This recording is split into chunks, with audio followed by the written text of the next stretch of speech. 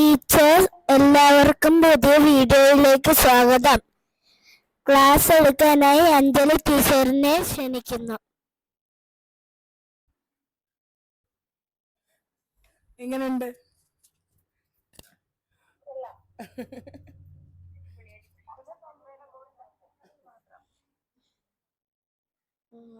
അവരെ ലൈക്ക് ചെയ്ത്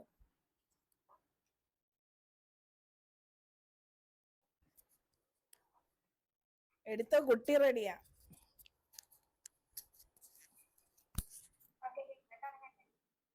ഓക്കെ, ഇന്ന് ടീച്ചിങ് ആസ്പിരൻസിന്റെ ക്ലാസ് എടുക്കുന്നത് അഞ്ജലി ടീച്ചറാണ്. കേൾക്കാമോ?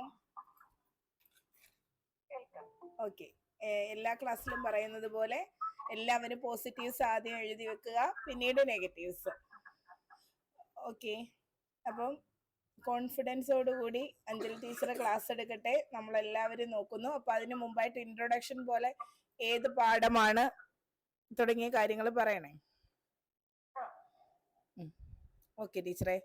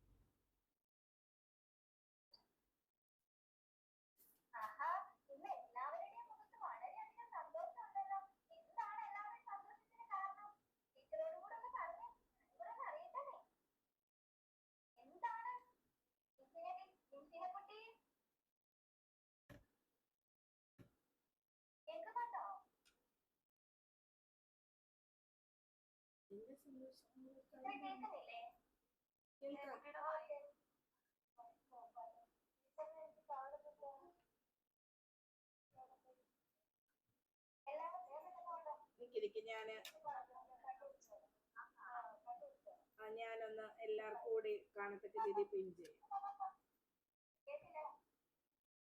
ഞാൻ ഇപ്പൊ കാണാമോ? വിൻസിന് ടീച്ചറെ പിൻ ചെയ്തിട്ടുണ്ട്. ഓക്കെ ടീച്ചർ പറഞ്ഞോ.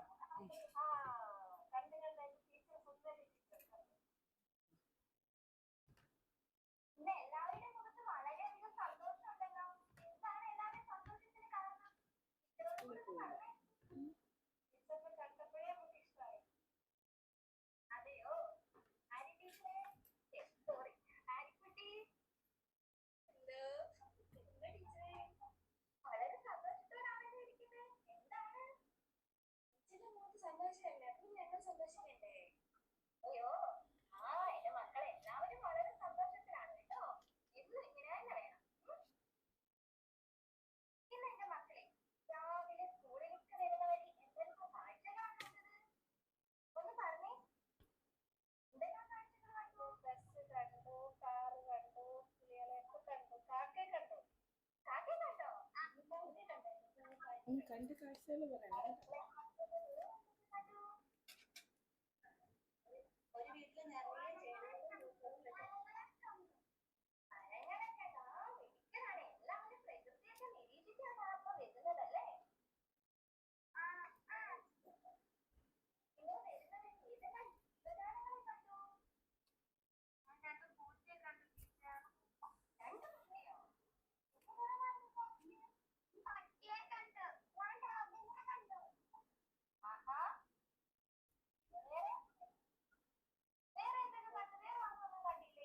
പശുവിനെ കണ്ടോ?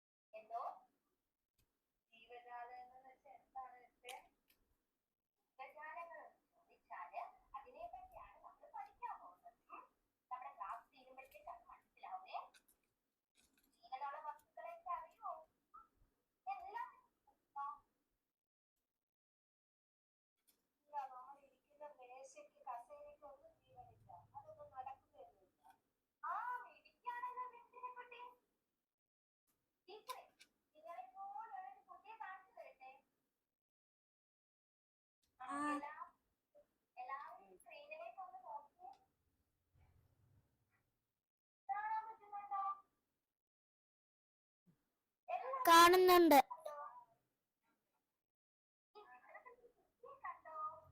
കണ്ട്.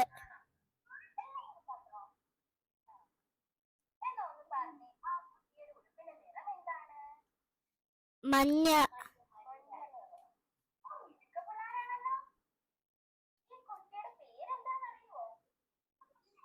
ഇല്ല.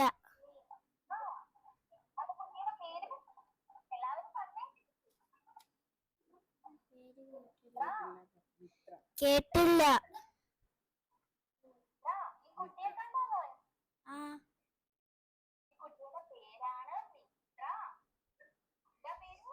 മിത്ര. ആ.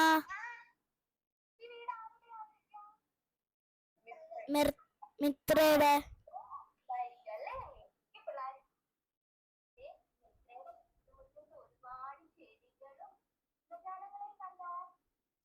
കണ്ടു. കോഴി, ആട്, പൂമ്പാറ്റ,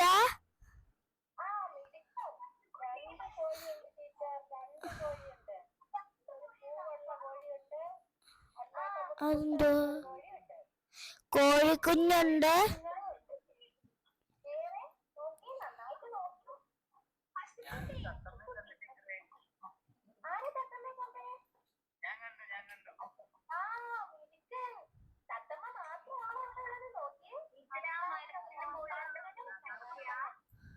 എന്തോ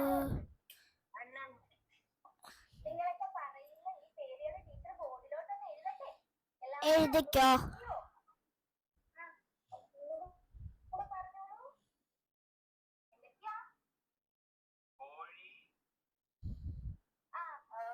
ആട്, അണ്ണാൻ, തത്ത,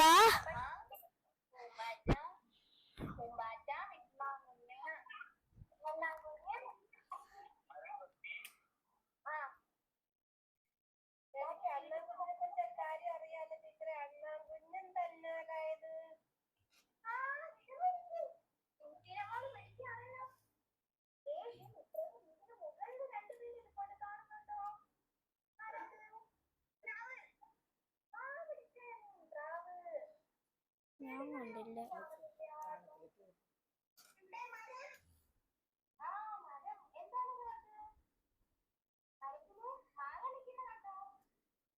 കണ്ടു. മാവ്. മാവ്.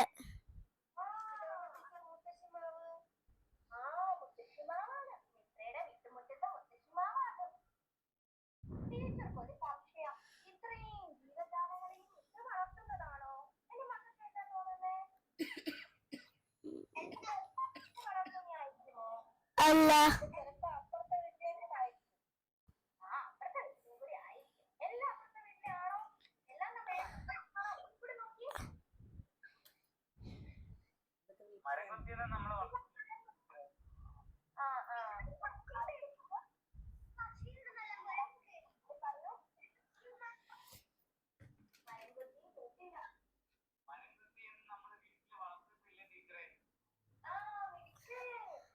അണ്ണാൻകുട്ടി നമ്മൾ വളർത്തത്തില്ല.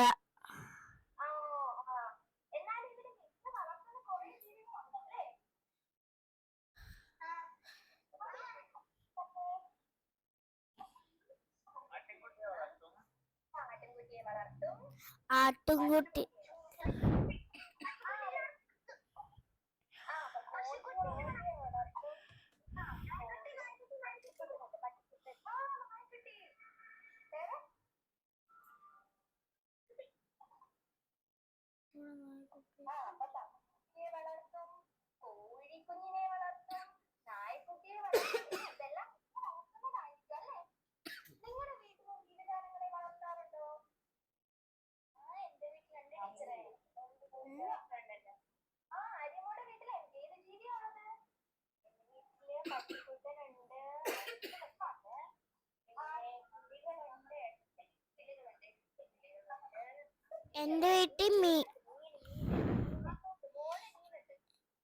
എന്റെ വീട്ടിലും മീനുണ്ട്.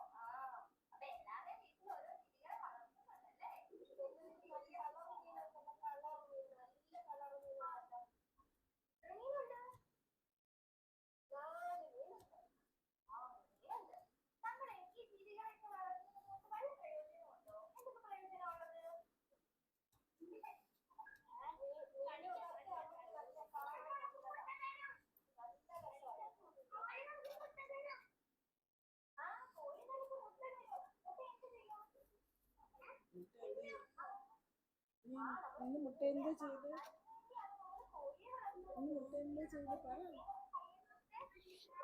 ഇന്ന് ഞാൻ മുട്ട പൊരിച്ച്.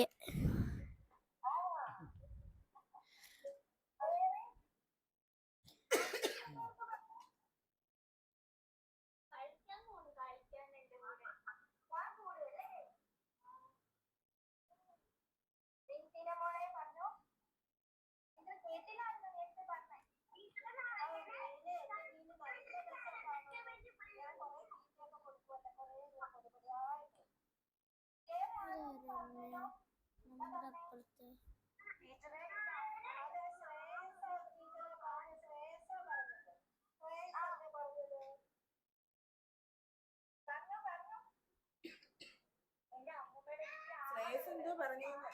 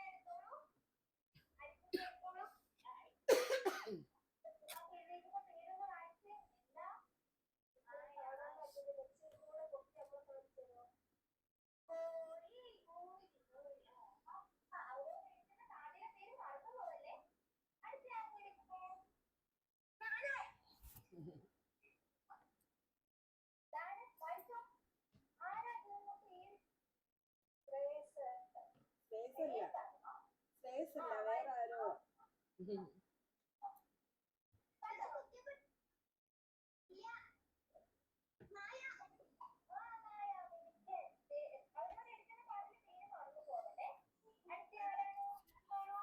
ഞാൻ എടുക്കാം.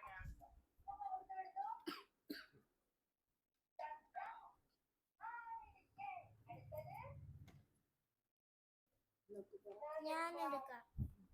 വായിക്ക്. കാണുന്നില്ല.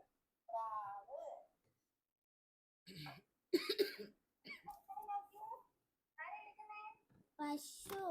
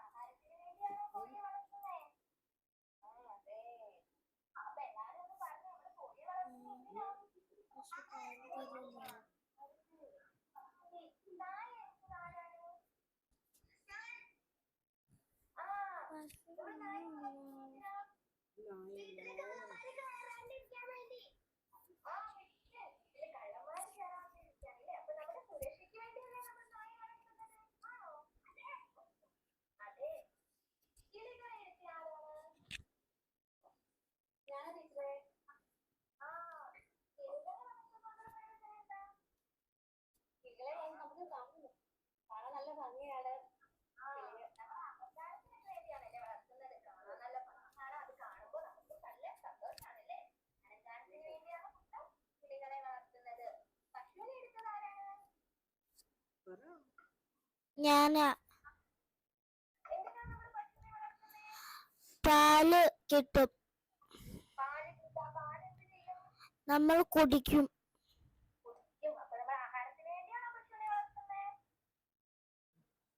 ആണ്.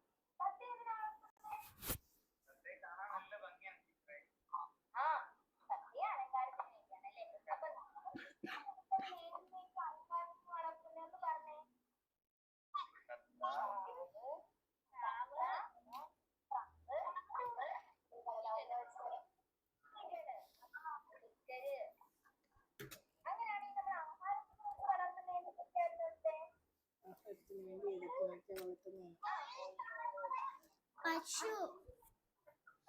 പശു.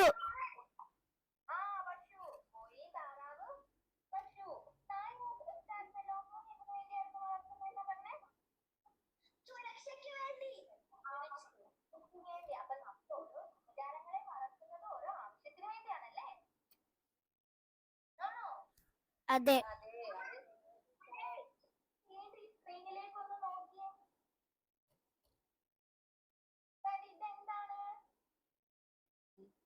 പൂമ്പാറ്റ.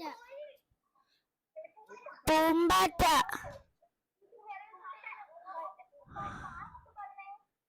പൂമ്പാറ്റ.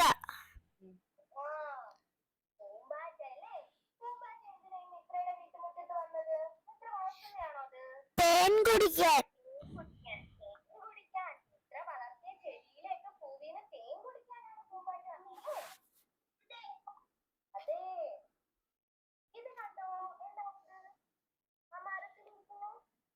അണ്ണാൻ.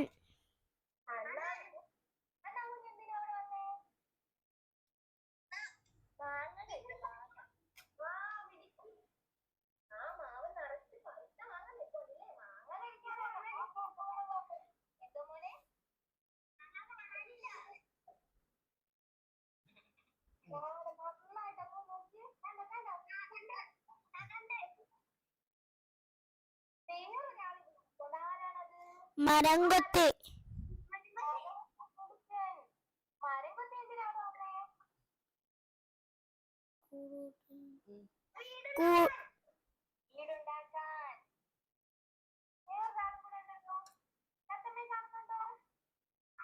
ആ.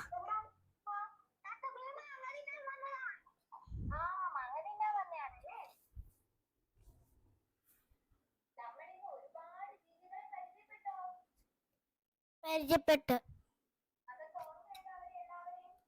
ഉണ്ട്.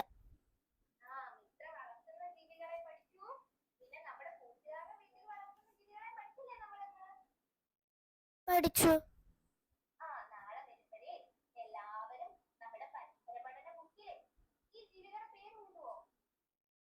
എഴുതാം.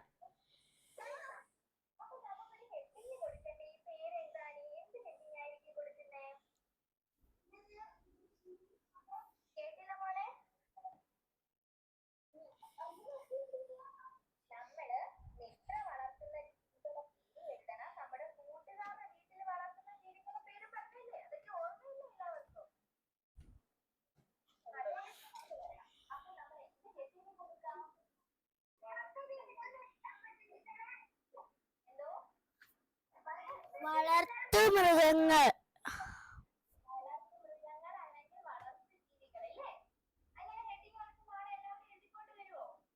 എഴുതിക്കൊണ്ടുവരാം.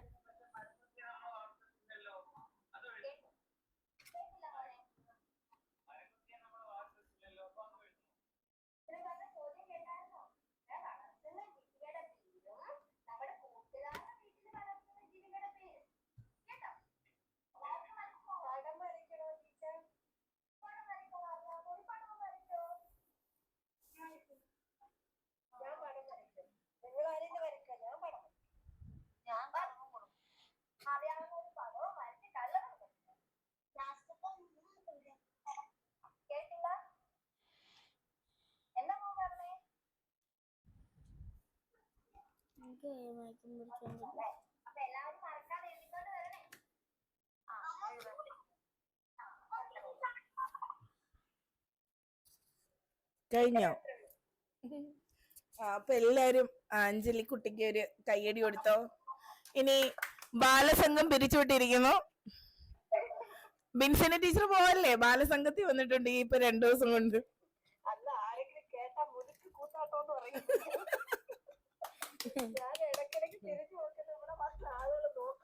അയ്യോ, അത് സാരമല്ല ടീച്ചറെ. നമുക്ക് നമ്മുടെ ഭാഗ്യമാണ്.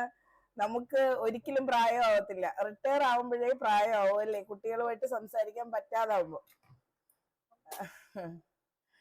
ഓക്കെ, അപ്പൊ എങ്ങനെ ഉണ്ടായിരുന്നു? ഞാൻ വിചാരിച്ച് അഞ്ജലി ഇങ്ങനെ വന്നിട്ട്, അയ്യോ ടീച്ചറെ ഒരു വെപ്രാളം ഉണ്ട് കേട്ടോ, ഒരു ടെൻഷനൊക്കെ ഉണ്ട്. ഇടയ്ക്കിടയ്ക്ക് വന്ന് നമുക്ക് പേഴ്സണലി മെസ്സേജ് അയക്കും. അതൊക്കെ ഇന്ന് കാണാൻ പറ്റുമോ എന്നൊക്കെ വിചാരിച്ചിരുന്നിട്ടാ ഞാൻ ശ്രേവനെ പിടിച്ച് അടുത്തിരുത്തിയത്. അവനെ കാണുമ്പോ പിള്ളേരെ കാണുമ്പോ ഒന്ന് ആക്റ്റീവ് ആവുമല്ലോ എന്ന് വിചാരിച്ചു. പക്ഷെ അങ്ങനെയൊന്നും ഇല്ല. അടിപൊളിയായിട്ട് നന്നായിട്ട് നല്ല ആത്മവിശ്വാസത്തോടു കൂടി എടുത്ത്. അപ്പൊ ഈ അതെ അതെ അതെ അതെ, അതെന്തുവാന്ന് അഞ്ജലി ടീച്ചർ പറയും. അതെന്തുവന്ന് പറ. പറഞ്ഞു വേണ്ട ടീച്ചറെ ക്ലാസ് കൊള്ളായിരുന്നു. ഇതിൽ കൂടുതൽ എന്തോ വേണം. ഓക്കെ, അതാ നമ്മുടെ ആരുടെയാണ്? അഞ്ജലി ടീച്ചറിന്റെ മോള് സുബേഷ്. അഞ്ജലി ഞാന് ക്ലാസ് കാണാൻ വന്നിരുന്നപ്പോ അവനും സൗണ്ട് കേട്ട് വന്നിരുന്നതാ. അപ്പൊ അവൻ റെസ്പോണ്ട് ചെയ്യണ കണ്ടപ്പോ പിന്നെ ആയിക്കോട്ടെ വിചാരിച്ചു. അവന് ഭയങ്കര ഇഷ്ടമായിരിക്കണോ, ഇങ്ങനെ ലൗഡായിട്ട് റെസ്പോണ്ട് ചെയ്തായിരുന്നു. ആള് കുറച്ച് ഹൈപ്പറാണ്. അതിന്റെ കൂടെ ക്ലാസിന്റെ ഒരു ഉന്മേഷം കൊണ്ടായിരിക്കും മൂപ്പര് ചീറി പൊളിക്കുന്ന പോലെയാണ് കിടന്നിട്ട് ആൻസർ പറയുന്നത്. അപ്പൊ പിന്നെ ആയിക്കോട്ടെ ടീച്ചർക്ക് അതൊരു, എനിക്കും കാണുമ്പോ സന്തോഷം. ആളെടുത്തുണ്ടോ? ആളെടുത്തുണ്ടോ? ഉണ്ട്. മിടുക്കനാണെന്ന് പറഞ്ഞേക്കൂ. ഓക്കെ. പിന്നെ കൊച്ചിന്റെ അടുത്ത് ആദ്യം പറഞ്ഞ എന്താണെന്ന് ഞാൻ പറയുന്നില്ല, അവനെ ഇരുത്തിയിട്ട് പറയരുത്. ഓക്കെ, അവൻ ആക്റ്റീവാണ്. ഹൈപ്പർ എന്നുള്ള വേർഡ് നമ്മൾ കളയുന്നു. നല്ല ആക്റ്റീവാണ്, നല്ല അടിപൊളിയാണ്. അവനുള്ളത് കൊണ്ട് ആ ക്ലാസ് ഇത്ര അടിപൊളിയായിട്ട് പോയത്. ഓക്കെ, പിന്നെ എന്താ തെറ്റെന്ന് അഞ്ജലി ടീച്ചർ പറഞ്ഞ എല്ലാ പ്രാവശ്യം ആവർത്തിക്കുന്ന ആ തെറ്റ് വിഷ്ണു സാറൊക്കെ ഇങ്ങനെ കേൾക്കാൻ റെഡി ആയിരിക്കോ? പറഞ്ഞോ. പോരട്ടെ. ഷായും ഞങ്ങൾക്ക് രണ്ടും ഒന്നാ. പശു അല്ലേ? പശു. അതിനെ മാറ്റണ്ട, നമ്മൾ പറയുന്ന മാറ്റം. ഞാൻ വ്യക്തമായിട്ട് പറഞ്ഞെന്ന്, നാക്ക് നമ്മുടെ പല്ലിന്റെ അടിയിൽ തട്ടിട്ട് ഷാ എന്ന് പറയണോന്ന്. ഷാ പറയുമ്പോ അങ്ങനെയല്ല, വളച്ച് ഒരു വളവ് വരും. പ്രാക്ടീസ് ചെയ്താൽ മതി, അത് നേരെ ആയതാ. അതെ അതെ, ഇടയ്ക്ക് അത് ശ്രദ്ധിച്ചാൽ മാറുന്ന കാര്യമുള്ളൂ കേട്ടോ. അത് ശ്രദ്ധിക്കണം. ചിലപ്പോ അവര് കയറി പിടിച്ചാൽ.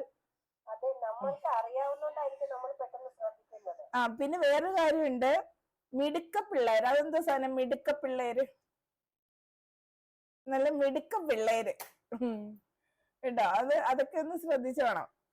ജോൾ ടീച്ചർ ഇരുന്ന് ചിരിക്കുവാ, എന്നെ ആരും പിടിച്ചില്ല എന്ന്. മൈക്ക് ഓണാക്കിയില്ല, ഒന്നും മിണ്ടിയതുമില്ല. അപ്പത്തൊട്ട് എഴുത്ത് തുടങ്ങിയത്, ആധാരം എഴുത്ത്. അല്ലല്ല, അഞ്ജലി ടീച്ചറിനോട് പറഞ്ഞല്ല, ജോൾ ടീച്ചർ നൈസായിട്ട് ഒതുങ്ങി അവിടെ ഇരിക്കുകയായിരുന്നു. സൗണ്ട് സുരക്ഷയ്ക്ക് വേണ്ടി മിടുക്കം പിള്ളേരാണല്ലോ, പിള്ളേരാണല്ലോ എന്നുള്ളത്. പിന്നെ വരച്ചോ, എന്നാ വരച്ചോളൂ. ഭാഷ ഒന്ന് ശ്രദ്ധിച്ചാൽ മതി. കാര്യം നമ്മള് വ്യക്തമായും പറഞ്ഞെങ്കിലേ കുട്ടികളുടെ ഭാഷ ആ ഒരു രീതിയിലേക്ക് ഡെവലപ്പ് ചെയ്യുള്ളൂ. നമ്മൾ കൊളോക്കിയൽ രീതിയിൽ ഉപയോഗിക്കുകയാണെങ്കിൽ അവർക്കൊരു കണക്ഷൻ ഒക്കെ ഫീൽ ചെയ്യും, പക്ഷെ അവർക്ക് ആ ഒരു ശരിയായ ഭാഷാ പ്രയോഗത്തിലേക്ക് എത്തുകയില്ല. അപ്പൊ അത് മാത്രം ശ്രദ്ധിച്ചാൽ മതി. പിന്നെ ബാക്കിയുള്ളവർ പറ, അത് കഴിഞ്ഞിട്ട് ഞാൻ പറയാം. നല്ല ക്ലാസ് ആയിരുന്നു. എനിക്ക് നല്ല പ്രസൻസ് ഓഫ് മൈൻഡ് ഉണ്ടായിരുന്നു. അതായത് പെട്ടെന്ന് കൈവിട്ട് പോകുന്നൊന്നും തോന്നിയില്ല. വളരെ കൂളായിട്ട് തന്നെ അതെടുത്തു. ഉദ്ദേശിച്ച ശേഷി വാശി കുട്ടികളിൽ എത്തിക്കാൻ മാക്സിമം പറ്റി. നല്ല ക്ലാസ് ആയിരുന്നു. നമ്മുടെ അഞ്ജൻ ടീച്ചർ എന്ത് ചെയ്യേ? വീഡിയോ ഓണല്ല. ആ അഞ്ജന അഞ്ജന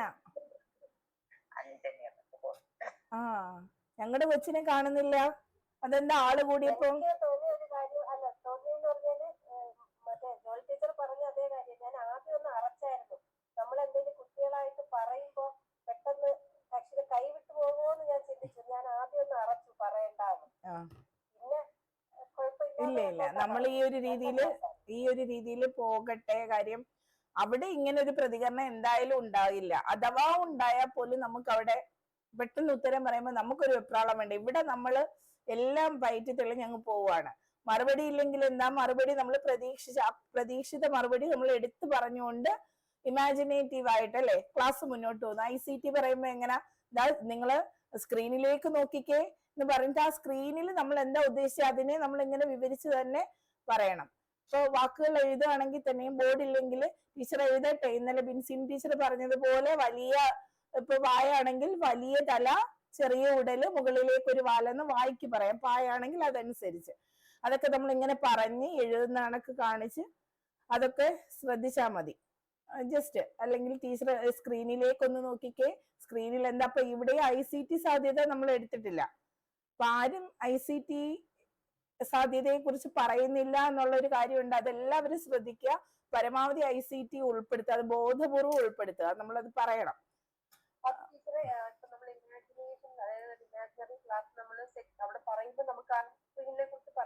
പറയാം. മക്കളെ ഇനി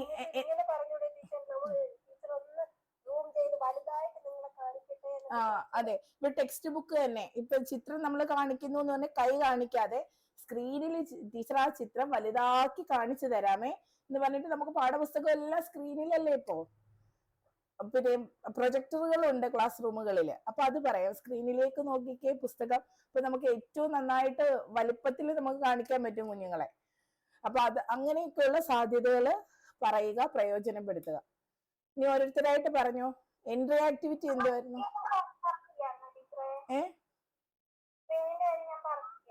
ഞാൻ കേട്ടില്ല. ഇനി എന്റെ കുഴപ്പമാണോ? ആരെങ്കിലും കേട്ടോ?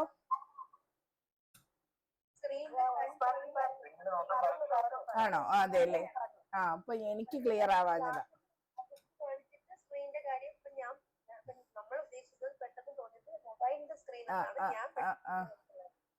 ഓ അതാണ്, ചിത്രം കാണിച്ചിട്ട് സ്ക്രീനിൽ നോക്കാൻ. ചിത്രം എന്തോ കാണിച്ചപ്പോ അല്ലേ?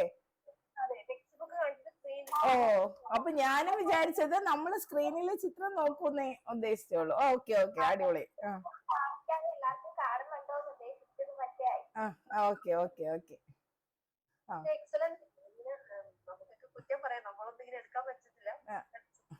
ഓക്കെ. ജോലി ടീച്ചറൊക്കെ കൈ അടിച്ചായിരുന്നു കേട്ടോ, ഞാൻ കണ്ടായിരുന്നു. അഞ്ജൻ ടീച്ചറെ പറഞ്ഞോ, എന്റെ കൊച്ചിന് എന്താ പറ്റിയ? പുതിയ ആളുകളൊക്കെ വന്നപ്പോഴാണോ ഒന്ന് വീഡിയോ ഒക്കെ ഓഫ് ചെയ്ത് ഒതുങ്ങിപ്പോയേ?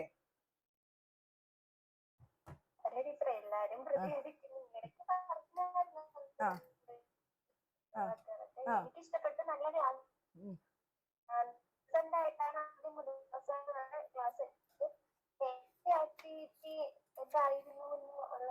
അതെ, എൻട്രി എന്തായിരുന്നു?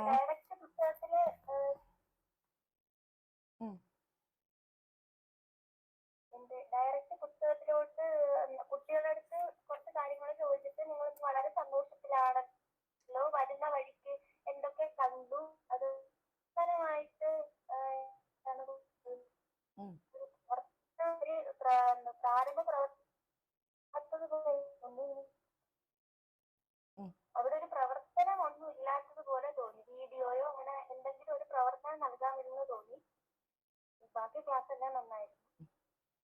ഓരോരുത്തരുടെ അഭിപ്രായമാണ്. നമ്മൾ അതിൽ നിന്ന് എടുത്തിട്ട് എങ്ങനെ മികച്ചതാക്കാം. നമ്മളെപ്പോലെ കാഴ്ചപ്പാടുള്ള പലരും ഇന്റർവ്യൂ ബോർഡിൽ ഉണ്ടാകും. പലരും വ്യത്യസ്തരാണ്, വ്യത്യസ്തമായ താല്പര്യമുള്ളവരാണ്. അങ്ങനെ പല അഭിപ്രായങ്ങൾ വരും. അപ്പൊ ഏറ്റവും മികച്ചതാക്കാനായിട്ട് നമുക്ക് നോക്കാം. ഇനി അടുത്ത ആള്, വേറൊരാള് പറഞ്ഞോ, വേഗം വേഗം പറഞ്ഞോ. ആഹാ, അതാ പറഞ്ഞോ വിഷ്ണു സാറ്. എനിക്കിപ്പോ അത് തന്നെയാണ് പറയാനുള്ളത്. എൻട്രി ആക്ടിവിറ്റി ഒരു പാട്ട്, നമ്മൾ മൃഗങ്ങളെ പറ്റി, വളർത്തു മൃഗങ്ങളെ പറ്റി പറയുമ്പോ പൂച്ചയെ പറ്റിയോ പൂച്ച നല്ല പൂച്ച, വൃത്തിയുള്ള പൂച്ച, അതൊക്കെ നമുക്കറിയാലോ. അപ്പൊ ഒരു പാട്ട് പാടി അവരിലേക്ക് എങ്ങനെ അവരെ ഇങ്ങനെ ഇതിലേക്ക് കൊണ്ടുവന്നാൽ കൊള്ളാമായിരുന്നു എന്ന് എനിക്ക് തോന്നി. പിന്നെ ഏതൊരു വിഷയം നമ്മൾ ഇഷ്ടപ്പെട്ട് പഠിക്കണമെങ്കിലും ആ വിഷയത്തോടുള്ള ഇഷ്ടത്തെക്കാൾ കൂടുതൽ നമ്മൾ ആ അധ്യാപികയോട് അല്ലെങ്കിൽ അധ്യാപകനോട് ഒരു ഇഷ്ടം തോന്നണം. എന്റെ അനുഭവം അതാണ്. അപ്പോ എന്തായാലും ടീച്ചറെ ആറ്റിറ്റ്യൂഡും എല്ലാം കുട്ടികൾക്ക് നന്നായിട്ട് ഇഷ്ടപ്പെടും എന്ന് ഞാൻ വിശ്വസിക്കുന്നു. ഇങ്ങനെ സംഭവിക്കും. ബാക്കി എല്ലാം ക്ലാസ് എല്ലാം എടുത്ത രീതിയെല്ലാം കൊള്ളായിരുന്നു, ഇഷ്ടപ്പെട്ടു. ഇനി അടുത്ത ആള്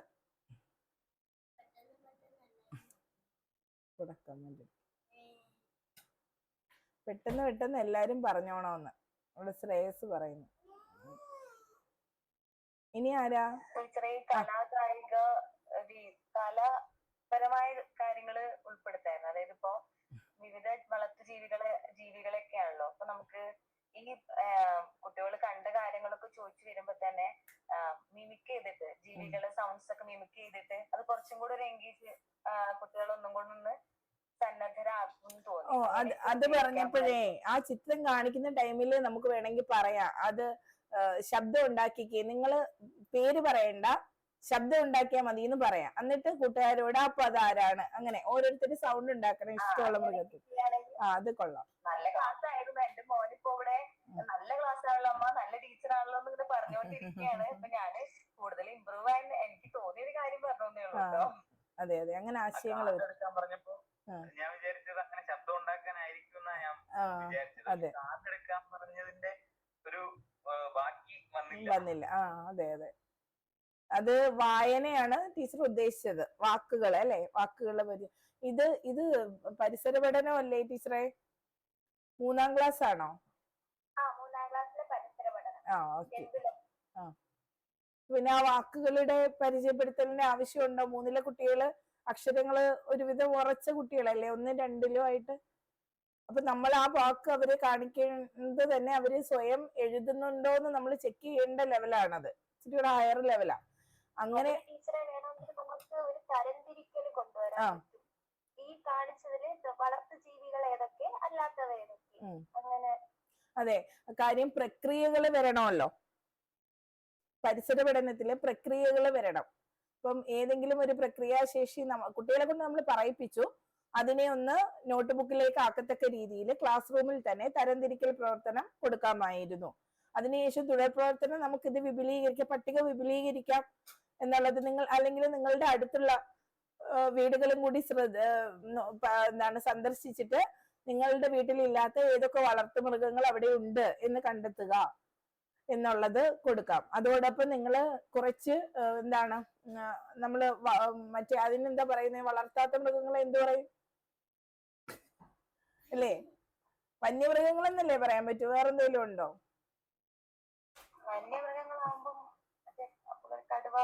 അങ്ങനെ അങ്ങ് പോകും അല്ലേ? അപ്പൊ വളർത്തുമൃഗങ്ങൾ എന്നുള്ള ആശയമാണെങ്കിൽ ഇങ്ങനെ പരിസര പ്രദേശത്ത് നിങ്ങളുടെ വീടുകളിൽ അയൽ വീടുകളിലൊക്കെയുള്ള മൃഗങ്ങളുടെ പേര് കൂടി കണ്ടെത്തണേ എന്ന് പറയാം. ആ ഒരു രീതിയിൽ എൻട്രി ആക്ടിവിറ്റി കൊടുക്കുമല്ലോ. അപ്പൊ ആ സമയത്ത് ഇപ്പൊ ചോദിച്ചു എല്ലാരും സന്തോഷത്തിലാണ് നമുക്കൊരു കളി കളിക്കാന്നും പറഞ്ഞിട്ട് നമുക്ക് കടങ്കഥ പോലെ നമുക്ക് ചോദിക്കാം. ഞാൻ ഇപ്പൊ ഒരു കാര്യം പറയട്ടെ, 2 കൊമ്പുണ്ട്, അങ്ങനെയൊക്കെ പറഞ്ഞു നമുക്ക് അതിന്റെ അവിടെയും നമുക്ക് സൗണ്ട് ഉണ്ടാക്കാം. ഉത്തരം പറയാതെ ശബ്ദം ഉണ്ടാക്കൂ എന്ന് പറയാം. ഒന്നിച്ച് ക്ലാസ് റൂമില് ശബ്ദങ്ങൾ ഉണ്ടാക്കട്ടെ, അങ്ങനെ ആയാലും മതി. ഒന്നിച്ചുള്ള പ്രവർത്തനമായിട്ട് ക്ലാസ് ഒന്ന് എൻഗേജ്ഡ് ആവത്തക്ക രീതിയിൽ അങ്ങനെ. അപ്പൊ ഒന്നുകൂടി ഒന്ന് പ്ലാൻ ചെയ്താൽ മതി. ഇത്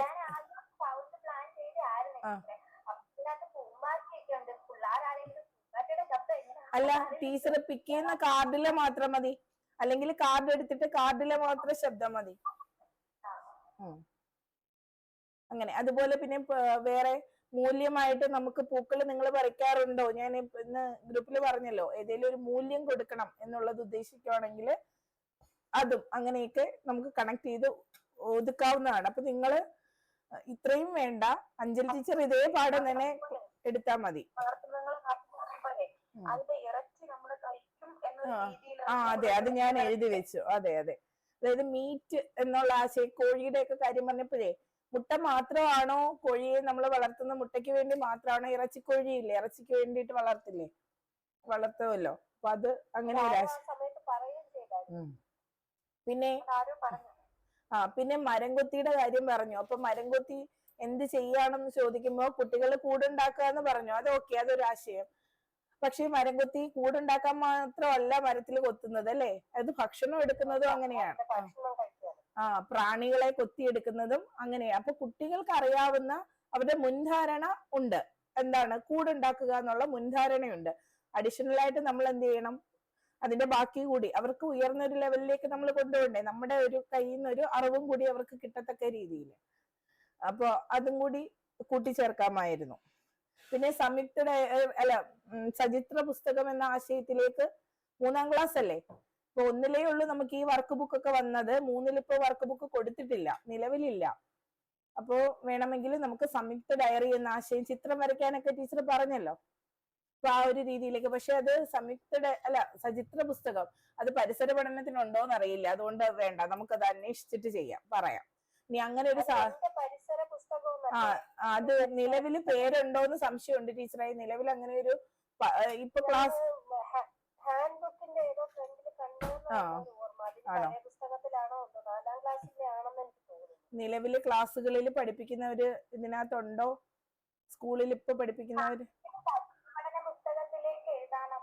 ആണോ? അപ്പൊ അത് മതി.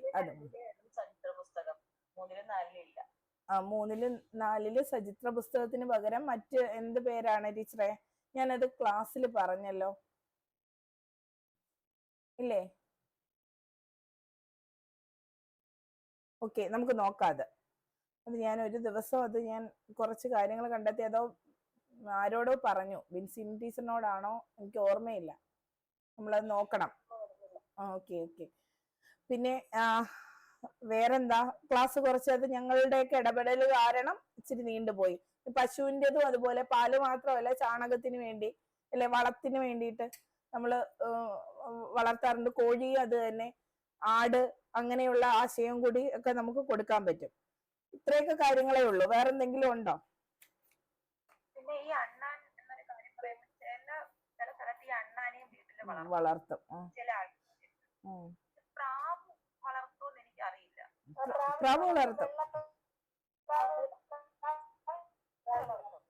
പിന്നെ ടീച്ചറെ, ഈ ജീവജാലം എന്നാണല്ലോ ചാപ്റ്ററിന്റെ പേര്. അപ്പൊ ഈ ജീവജാലം എന്ന് പറയുമ്പോ ഇവിടെ ഓൾറെഡി കുട്ടികൾ ചോദിക്കുന്നുണ്ട് ജീവനുള്ളത്. അപ്പൊ അത് കുറച്ചുകൂടെ ഒന്ന് എക്സ്പ്ലെയിൻ ചെയ്യാം. ജീവനുള്ള വസ്തുക്കള്, ജീവനില്ലാത്ത വസ്തുക്കൾ. അപ്പൊ ഈ ഒന്നാമത് നമ്മുടെ ചാപ്റ്ററിന്റെ പേര് കൂടെ ജീവജാലം എന്നായതുകൊണ്ട് അപ്പൊ അത് ചിലപ്പോൾ ശ്രദ്ധിക്കുമായിരിക്കും, എന്താണ് ജീവജാലം എന്ന് വെച്ചാൽ എന്താണെന്ന് ഉദ്ദേശിക്കുന്നതെന്ന് നമുക്ക് കുട്ടികൾക്ക് എക്സ്പ്ലെയിൻ ചെയ്ത് കൊടുക്കേണ്ട ഒരു രീതി.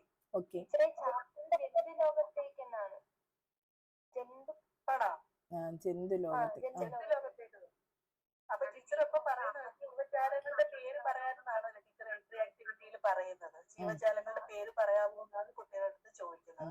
അപ്പൊ ജീവജാലം എന്താന്ന് ചിലപ്പോൾ കുട്ടികൾക്ക് അറിഞ്ഞുകൂടായിരിക്കാം, അങ്ങനെയും സംഭവിക്കാം. അത് നമ്മുടെ ഇതിനകത്ത് ഒരു കുട്ടിക്ക് അറിയത്തില്ലെന്ന് പറഞ്ഞു. പക്ഷേ 3ാം ക്ലാസ്സിലെ കുട്ടികൾക്ക് ജീവജാലം എന്ന് പറഞ്ഞാൽ ആശയം ഉണ്ടാവും.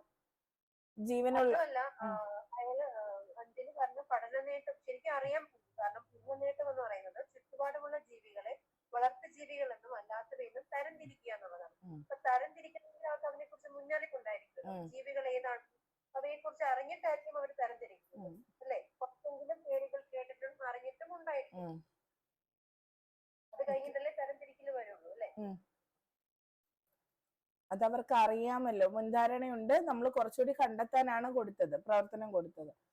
ഇത്രയും ഈ ക്ലാസ് അഞ്ജലി ടീച്ചർ ഇതേ ചാപ്റ്റർ തന്നെ എടുത്താൽ മതി. ഈ പറഞ്ഞ കാര്യങ്ങളെല്ലാം ഒന്ന് കണക്ട് ചെയ്തിട്ട് എടുത്താൽ മതി. അതുപോലെ എല്ലാവരും ഈ പാഠത്തിലേക്ക് കയറുന്ന ഭാഗം തന്നെ എടുക്കണമെന്നില്ല. അതിന്റെ മധ്യഭാഗത്ത് നമുക്ക് നല്ല ആശയമാണ്, എനിക്കത് കൺവേ ചെയ്യാൻ പറ്റും എന്ന് തോന്നിക്കഴിഞ്ഞാല് നമ്മൾ ഇന്നലെ എടുത്തതിന്റെ തുടർച്ചയാണെന്നുള്ള രീതിയിലേക്ക് കുട്ടികളെ കൊണ്ടുപോയി മുന്നനുഭവങ്ങൾ പരിശോധിച്ച് നമ്മൾ ക്ലാസ്സിലേക്ക് കിടക്കാം. ആദ്യം നല്ലൊരു എൻട്രി ആക്ടിവിറ്റി കൊടുക്കുന്നു. ഇപ്പൊ ഇത് തന്നെ, പിന്നെ ഈ ഒരു പാഠം തന്നെ എന്താണ് ടീച്ചറെ, ജന്തുലോകത്തിലേക്ക് അല്ലെ. എൻട്രി മാത്രമായിട്ട് ആ ചിത്രവായന തന്നെ എൻട്രി ആക്ടിവിറ്റി മാത്രമായിട്ട് അങ്ങ് പോകും. അത് കഴിഞ്ഞിട്ട് വളർത്തു മൃഗങ്ങൾ എന്ന് തിരിക്കുന്നത് സത്യം പറഞ്ഞാൽ അടുത്ത ക്ലാസ്സിലേക്കൊക്കെ പോകാനേ സാധ്യതയുള്ളൂ. നമ്മൾ ഈ ശബ്ദമൊക്കെ കൊടുത്ത് കുട്ടികളെ ആക്റ്റീവായി ഇതൊക്കെ വരുമ്പോ അവരെ ഒരുക്കിയിട്ട് അടുത്ത ക്ലാസ്സിലേക്ക് അടുത്ത പീരീഡിലേക്കൊക്കെ പോകാനേ സാധ്യതയുള്ളൂ ബാക്കി ഭാഗം. അങ്ങനെ വരുമ്പോ ഇന്നലെ നമ്മൾ ശബ്ദങ്ങൾ ഉണ്ടാക്കിയില്ലേ മൃഗങ്ങളുടെ, ഏതൊക്കെ മൃഗങ്ങളുടെ ശബ്ദമോ ഉണ്ടാക്കിയത് എന്നൊക്കെ പറഞ്ഞ് നമുക്ക് അവരെ കണക്ട് ചെയ്തിട്ട് ബാക്കി ഭാഗങ്ങളിലേക്ക് നമുക്ക് പോകാവുന്നതേ ഉള്ളൂ. അപ്പൊ എല്ലാവരും പാഠത്തിന്റെ തുടക്കം, പാഠത്തിന്റെ പേര് തന്നെ ഇൻട്രൊഡ്യൂസ് ചെയ്യുന്ന ഭാഗമൊക്കെ തന്നെ എടുക്കണമെന്നില്ല. ഇന്ന പാഠം ആണ് എന്നൊന്ന് റിവൈസ് ചെയ്യിച്ച് മുന്നനുഭവങ്ങൾ ഒന്ന് പരിശോധിച്ച് നമുക്ക് കൺവീനിയന്റ് ആയിട്ടുള്ള ഭാഗങ്ങളിലേക്ക് പോകാവുന്നതാണ്. അതും കൂടെ ഓക്കെ അല്ലേ? വിഷ്ണു സാറേ ഓക്കെ ആണോ? നാളത്തേക്ക് എന്തെങ്കിലും ഡൗട്ട് ഉണ്ടോ? എന്താ ബാല? അതുകൊണ്ട് എന്താ ഉദ്ദേശിക്കുന്നത്? സ്കൂൾ കെട്ടിടം തന്നെ കുട്ടികളുടെ അറിവ് നിർമ്മാണത്തിനായിട്ട് സ്കൂൾ കെട്ടിടം തന്നെ ഉപയോഗപ്പെടുത്തുന്ന ഒരു രീതിയാണ് ബാല എന്ന് പറയുന്നത്. ചുട് വേഗത്തിൽ പറയണം, സ്പീഡിന് പറയണം. പെട്ടെന്ന് ചോദിച്ചപ്പോ ഒരു അതായത് സ്കൂളിലെ ചുവരുകളില് ഇപ്പോ ഭൂപടങ്ങളും അങ്ങനെയൊക്കെ ചിത്രങ്ങളൊക്കെ വരച്ച് കുട്ടികളെ കുറച്ചുകൂടി ആകർഷകമാക്കി കുട്ടികളുടെ പഠനത്തിൽ താല്പര്യം ഉണ്ടാക്കുന്ന രീതിയിലുള്ള കാര്യങ്ങൾ ചെയ്ത് ഓക്കെ. ഇപ്പൊ നമ്മള് ഈ ബിൽഡിംഗ് ആസ് എ ലേണിംഗ് എയ്ഡിലൂടെ സാറ് പറഞ്ഞു ചിത്രങ്ങൾ വരയ്ക്കുക, ചിത്രങ്ങളൊക്കെ വരച്ച് അങ്ങനെ അത് മാത്രമാണോ building as a learning aid കൊണ്ട് ഉദ്ദേശിക്കുന്നത്? കുറച്ച് ചിത്രങ്ങൾ നമ്മൾ ഉൾപ്പെടുത്തി അല്ലെങ്കിൽ കുറച്ച് ജാമിതീയ രൂപം ഉൾപ്പെടുത്തി, ഇതുകൊണ്ട് മാത്രം building as a learning aid ആയോ?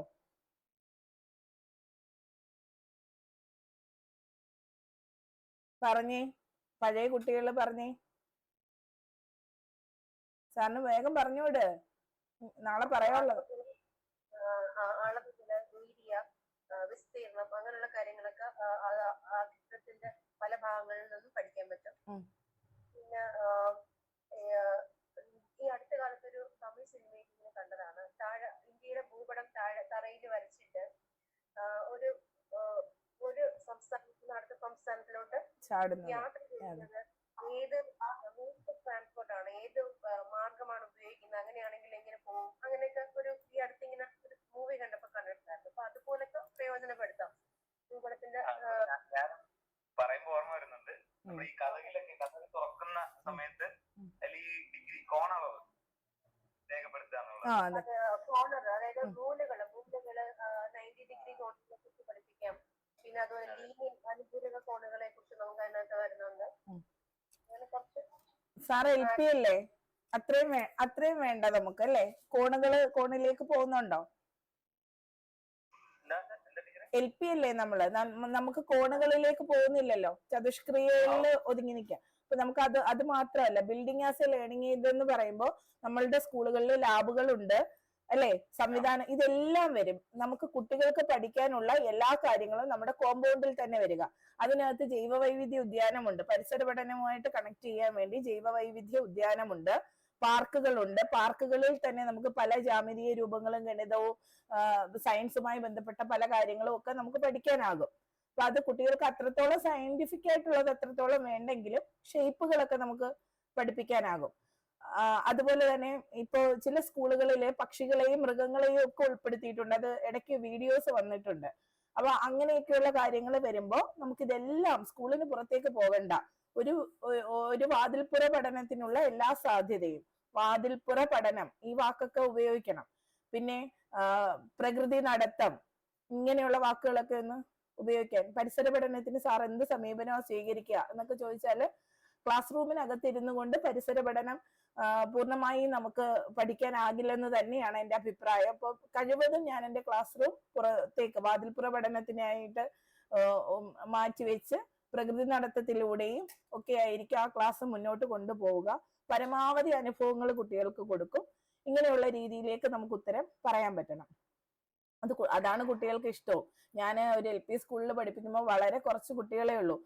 സർവ്വസമയവും പാടത്തും പിന്നെ തോട്ടിലുമായിരുന്നു. അപ്പം ടീച്ചറിന് അതുപോലെ നമ്മളെ സഹായിച്ചത് കൊണ്ടാണ് ഞങ്ങൾ നെല്ല് വയൽ കൊയ്യാൻ പോയിട്ടുണ്ട്. നെല്ല് ഇടുന്ന സമയത്ത് കർഷകർക്ക് അവർക്ക് ഭയങ്കര ഇഷ്ടമാണ് ഇത് പറഞ്ഞു കൊടുക്കാൻ. അവരോടൊന്നും ആരും വന്നൊന്നും ചോദിക്കുന്നില്ലല്ലോ. ഇപ്പം ഈ കുഞ്ഞുങ്ങളെ കൊണ്ടുപോയി അവര് ആദ്യമായിട്ട് ആ ചെളിയിൽ ചവിട്ടിയപ്പോ ഒക്കെ ഉള്ള അനുഭവം നമുക്ക് തന്നെ നമ്മുടെ മനസ്സൊന്ന് നിറയാം. കുഞ്ഞുങ്ങൾ അത് അനുഭവിച്ചറിയുന്ന ആ തണുപ്പും ഒക്കെ. ഞാനും വർഷങ്ങൾക്ക് ശേഷം അന്നാണ് ഇതൊക്കെ അനുഭവിച്ചറിയുന്നത്. കുഞ്ഞുങ്ങൾ കറ്റ് കൊയ്തപ്പോൾ അവരുടെ ആ ഒരു സന്തോഷം ഉണ്ടല്ലോ, കത്തിയെടുക്കാൻ സമ്മതിക്കത്തില്ല. ഞാൻ നിങ്ങൾക്ക് പിന്നെ നമ്മുടെ കുഞ്ഞുങ്ങൾക്ക് വേണ്ടിയിട്ട് മാത്രം നമ്മുടെ ഗ്രൂപ്പിൽ നിങ്ങൾക്ക് ഒരു ടൈം പാസിന് ഒരു വീഡിയോ ഇടാം. ഇന്നൊരാൾ കുക്ക് ചെയ്ത വീഡിയോ ആണ്.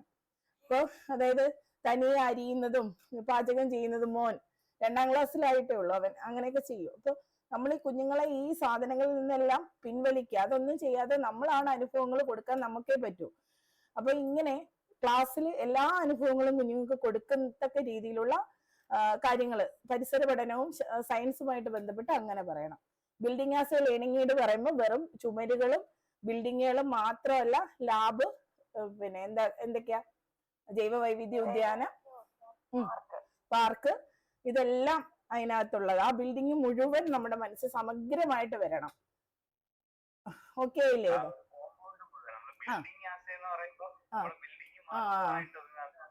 കോമ്പൗണ്ട് മുഴുവൻ അതെല്ലാം ഉൾപ്പെടുന്നതാണ് ബിൽഡിങ്. വെറും ചുമരുകൾ അതല്ല. ആ ഒരു രീതിയിൽ പറയാം നമുക്ക്. പിന്നെ വേറെന്താ ചോദ്യങ്ങള് പെട്ടെന്ന് ഓർക്കാൻ? നമ്മൾ ഇന്ന് കണ്ട കുറച്ച് ചോദ്യങ്ങളൊക്കെ ഒന്ന് പ്രാക്ടീസ് ചെയ്തിട്ട് പോകായിരുന്നു. നോക്കട്ടെ. പിന്നെ കുട്ടികളിലെ അന്ധവിശ്വാസം ഇല്ലായ്മ ചെയ്യാനായിട്ട് ഒരു അധ്യാപകൻ എന്ന നിലയിൽ എന്തൊക്കെ പ്രവർത്തനങ്ങൾ ചെയ്യാനാകും? ഞാൻ പ്രിപ്പയർഡ് അല്ല, എനിക്ക് പെട്ടെന്ന് വരുന്ന കാര്യങ്ങൾ പറയാം, അത്രേ ഉള്ളൂ. ഇതൊക്കെ പ്രിപ്പയർ ചെയ്ത് പറഞ്ഞാലേ കുറച്ചുകൂടെ നന്നാവും. എങ്കിലും സാറിന് വേണ്ടി ആലോചിച്ച സാറ് തന്നെ മറുപടി പറഞ്ഞാൽ മതി, ബാക്കിയുള്ളവർ ആഡ് ചെയ്യണം.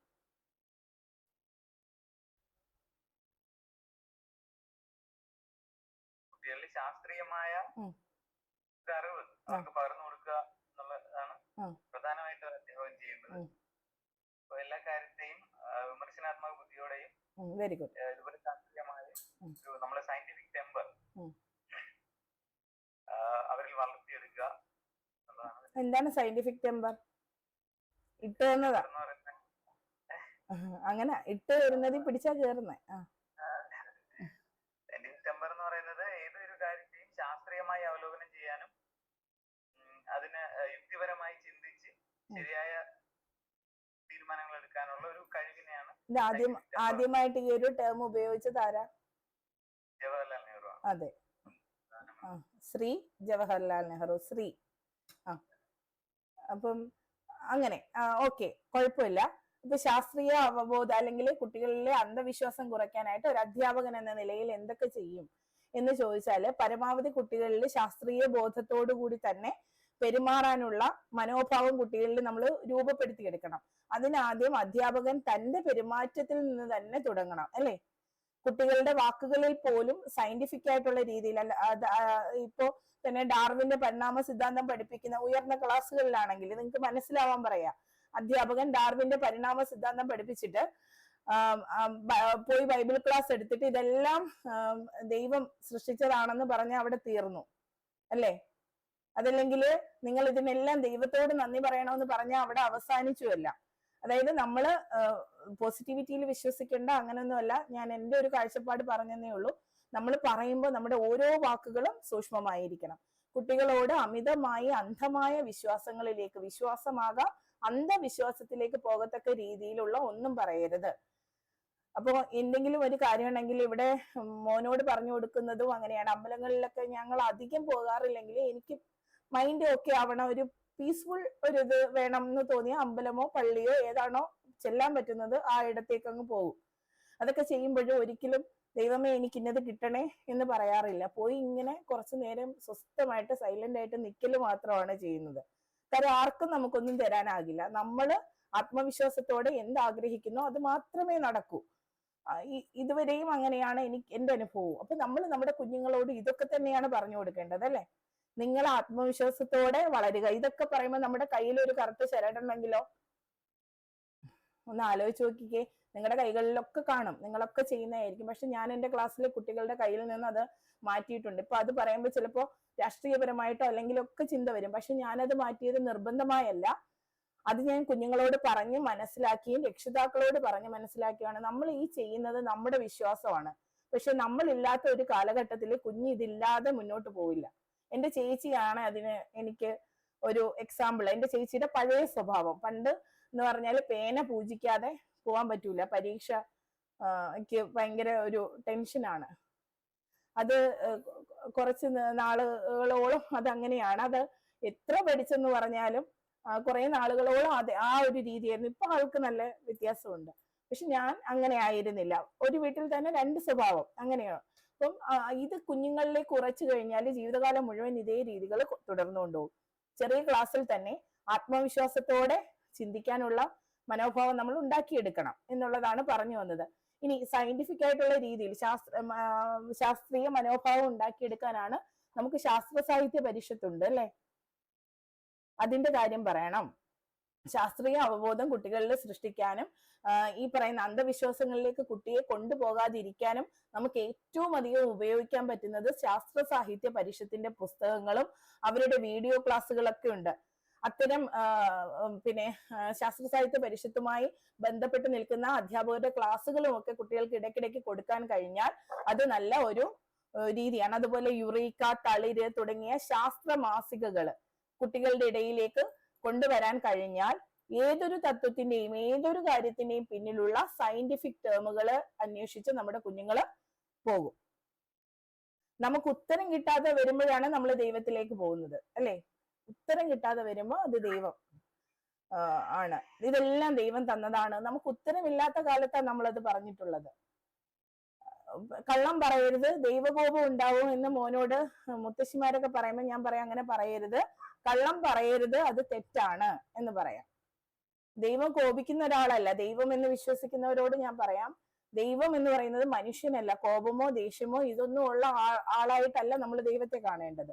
അങ്ങനെ ഒരു ഭയമല്ല നമുക്ക് വേണ്ടത്. അല്ലെങ്കിൽ അങ്ങനെ ഒരു പോസിറ്റിവിറ്റിയിൽ എന്താ അതെ, കള്ളം പറഞ്ഞാൽ കണ്ണു പൊട്ടി കടലിൽ വീഴും. ഇതൊന്നുമല്ല. ഇനി ഇൻ കേസ് ദൈവം എന്നതിനേക്ക് ഭയങ്കരമായി വിശ്വസിക്കുന്നവരാണെങ്കിൽ നിങ്ങളൊക്കെ വിശ്വസിക്കേണ്ടത് ദൈവം മനുഷ്യനല്ല, അതിനേക്കാൾ ഉയർന്ന ഒരാളാണല്ലോ. ഇപ്പൊ കോപമോ ഇതൊന്നും ഉള്ള ഒരാളല്ല. അപ്പൊ ഇത് ഈ ഒരു രീതിയിലെങ്കിലും നിങ്ങളെങ്കിലും മനസ്സിലാക്കുക, അങ്ങനെയെങ്കിലും ചിന്തിക്കുക. ഇതൊന്നും ഇല്ലാതെ ആത്മവിശ്വാസത്തിൽ മുന്നോട്ട് പോകാൻ പറ്റിയ അത് തന്നെയാണ് ഏറ്റവും നല്ലത്. ആ രീതിയിൽ നമ്മുടെ കുഞ്ഞുങ്ങളെ കൊണ്ട് ചിന്തിപ്പിക്കാൻ നമ്മളെ കൊണ്ട് പറ്റണം. അപ്പോൾ ജാതീയമായിട്ട് ഒക്കെയുള്ള അമിതമായ വിശ്വാസം തോന്നിപ്പിക്കുന്ന രീതിയിലുള്ള വസ്തുക്കൾ ഒഴിവാക്കുക എന്നുള്ളതാണ്. അപ്പം നമ്മള് ശാസ്ത്രീയ അവബോധം അല്ലെങ്കിൽ അന്ധവിശ്വാസത്തിൽ നിന്ന് പിറകോട്ട് വലിക്കാനുള്ള മാർഗങ്ങള് ശാസ്ത്ര സാഹിത്യ പരിഷത്ത്, ഇത്തരം ശാസ്ത്രീയ മാഗസീനുകൾ, യുറീക്ക, തളിര് തുടങ്ങിയ പരിഷത്തിന്റെ തന്നെ മറ്റു പുസ്തകങ്ങള് ഇവയൊക്കെ നമുക്ക് ഉപയോഗിക്കാം. ഓക്കെ അല്ലേ? വീഡിയോസ്, ഇങ്ങനെയുള്ള ക്ലാസ്സുകൾ, എന്തിന്റെയും പിന്നിലുള്ള സയന്റിഫിക് റീസൺസ് കുഞ്ഞുങ്ങളിലേക്ക് എത്തിക്കാനായിട്ട് നമുക്ക് ശ്രമിക്കാം. ഓക്കെ ആണെന്ന് തോന്നുന്നു. പിന്നെന്താ നമുക്ക് കൺഫ്യൂസിങ് ആയിട്ടുള്ളത്? ബാക്കിയൊക്കെ വലിയ കുഴപ്പമില്ലാത്ത കുറെ ചോദ്യങ്ങളായിരുന്നു. ഓർക്കുന്ന ചോദ്യം നിങ്ങൾ എഴുതി വെച്ചിട്ടൊക്കെ ഇല്ലേ? കരിക്കുലം സിലബസും തമ്മിലുള്ള വ്യത്യാസം. കരിക്കുലം വാസ്റ്റ് ആണ് എന്നുള്ള ഒരു കാര്യം നമുക്ക് മദ്സാർ തന്നെ അത് പറഞ്ഞല്ലോ നമ്മളോട് അല്ലേ? അപ്പൊ അതൊന്ന് പറഞ്ഞേ സാറേ, കരിക്കുലം സിലബസും. കരിക്കുലം എന്ന് പറയുന്നത് ഒരു അധ്യയന വർഷത്തിലെ സ്കൂളിൽ നടക്കുന്ന പാഠ്യേതര വിഷയങ്ങളെല്ലാം ചേർന്ന ഒന്നാണ് കരിക്കുലം എന്ന് പറയുന്നത്. സിലബസ് എന്ന് പറയുമ്പോൾ നമ്മൾ പാഠപുസ്തകത്തിൽ കുട്ടികൾക്ക് വിനിമയം ചെയ്യുന്ന കാര്യങ്ങൾ മാത്രമാണ് പാഠ്യപദ്ധതി സിലബസ് എന്ന് പറയുന്നത്. ആ ഒരു അധ്യയന വർഷത്തിൽ കുട്ടികൾക്ക് ആ കരിക്കുലത്തിൽ നിന്നുകൊണ്ട് എന്തൊക്കെ കുട്ടികളിലേക്ക് എത്തിക്കാം എന്നതിനെ അടിസ്ഥാനമാക്കി തയ്യാറാക്കിയിരിക്കുന്ന അതാണ് സിലബസ്. കരിക്കുലം കുറച്ചുകൂടി വാസ്റ്റ് ആയിട്ടുള്ളതാണ്, വിപുലമായിട്ടുള്ളതാണ്. അതേ ആശയങ്ങളെ ചുരുക്കി കുട്ടികളിലേക്ക് എത്തിക്കത്തക്ക രീതിയിൽ എളുപ്പത്തിൽ എത്തിക്കാൻ വേണ്ടി തയ്യാറാക്കുന്നതാണ് സിലബസ്.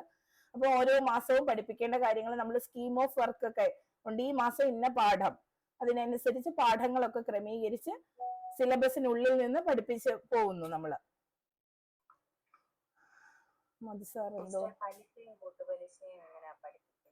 ടീച്ചർ എൽപിക്ക് പലിശയും കൂട്ടുപലിശയും ഉണ്ടോ ടീച്ചർ? എന്നോട് കണക്ക് ചോദിക്കില്ലേ, ഞാൻ പെട്ടുപോകും. കൂട്ടുപലിശ ഇല്ല, പക്ഷെ ഇന്നത്തെ ഇന്റർവ്യൂവിന് ചോദിച്ചിട്ട് അതിന്റെ പിന്നിൽ വേറൊരു കാര്യമുണ്ട്. പുള്ളിക്കാരി പഠിച്ചത് എന്താ? ബികോമോ? നമ്മൾ അത്ര ടെൻസ്ഡ് ആവണ്ട. ബികോം ഒക്കെ പഠിച്ചിട്ട് വരുന്ന ഒരാളോട് ചോദിച്ച ചോദ്യമാണ്. പലിശയും കൂട്ടുപലിശയും ചോദിച്ചാൽ എനിക്കത് അറിയത്തില്ല. ഞാൻ അത്ര അയ്യോ ഞാൻ ലിറ്ററേച്ചറാണ്. പക്ഷെ എന്നോടൊന്നും ലിറ്ററേച്ചറുമായിട്ട് ബന്ധപ്പെട്ട ഒന്നും ചോദിക്കാനുള്ള അവസരം ഞാൻ കൊടുത്തില്ല. നമ്മള് സംസാരിച്ചിരിക്കുക എന്നുള്ളതാ കേട്ടോ. ഇപ്പൊ സാറ് സംസാരിച്ചപ്പോ സയന്റിഫിക് ടെമ്പർ ഇട്ട് കൊടുത്തില്ലേ?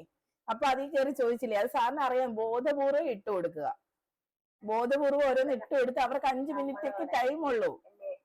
ലേണിംഗ് ഒബ്ജക്റ്റീവ്സ് എന്തൊക്കെയാണെന്ന് ചോദിച്ചാൽ നമ്മളത് ഇംഗ്ലീഷിൽ തന്നെ പറയണോ അതോ മലയാളത്തിൽ അത് പറഞ്ഞാൽ? ലേണിംഗ് ഒബ്ജക്റ്റീവ്സ് എന്തൊക്കെയാണ് എന്നാ ചോദിക്കുന്നതെങ്കിൽ മലയാളത്തിൽ പറയണം. What are the learning objectives of എന്നൊക്കെ ചോദിച്ചു കഴിഞ്ഞാൽ ഇംഗ്ലീഷിലൊന്ന് പറയാൻ ശ്രമിക്കുക. ഇംഗ്ലീഷ് പറ്റുന്നില്ല എന്നുണ്ടെങ്കിൽ മലയാളത്തിൽ പറഞ്ഞാൽ മതി. ഇവിടെ കിടന്ന് ഒന്നും എന്താ മലയാളത്തിൽ പറഞ്ഞത് ഇംഗ്ലീഷിൽ പറയുമെന്ന് പറയാനൊരു സാധ്യതയില്ല. എങ്കിലും കോൺഫിഡന്റ് ആയിട്ടിരിക്കുക. ലാംഗ്വേജിന്റെ കാര്യത്തിൽ അത്രേ ഉള്ളൂ. കോൺഫിഡന്റ് ആയിട്ട് പറയാൻ ശ്രമിക്കുക. തെറ്റും എന്ന് വിചാരിക്കല്ലേ. എനിക്കും ഉണ്ട് ആ പ്രശ്നം. കാര്യം ഞാൻ കുഞ്ഞുങ്ങളുടെ മുമ്പിൽ നന്നായിട്ട് ഫ്ലുവന്റ് ആയിട്ട് പറയാം. എനിക്കൊരു പേടിയും ഭയവും ഒന്നുമില്ല കുഞ്ഞുങ്ങളുടെ മുമ്പിൽ. പക്ഷേ നമുക്ക് അറിയുന്ന ആളുകളുടെ മുമ്പിലേക്ക് വരുമ്പോൾ ടെൻസ്ഡ് ആയിട്ട് നമുക്ക് കയ്യിൽ നിന്ന് പോകും. അത് പിന്നെ പ്രാക്ടീസ് ചെയ്ത് മാറ്റുക എന്നുള്ളതേ ഉള്ളൂ. എനിക്കത് ഭയങ്കര വിഷയമാണ്. എന്റെ മുഖത്തെ എക്സ്പ്രഷൻ തന്നെയൊക്കെ അങ്ങ് മാറും.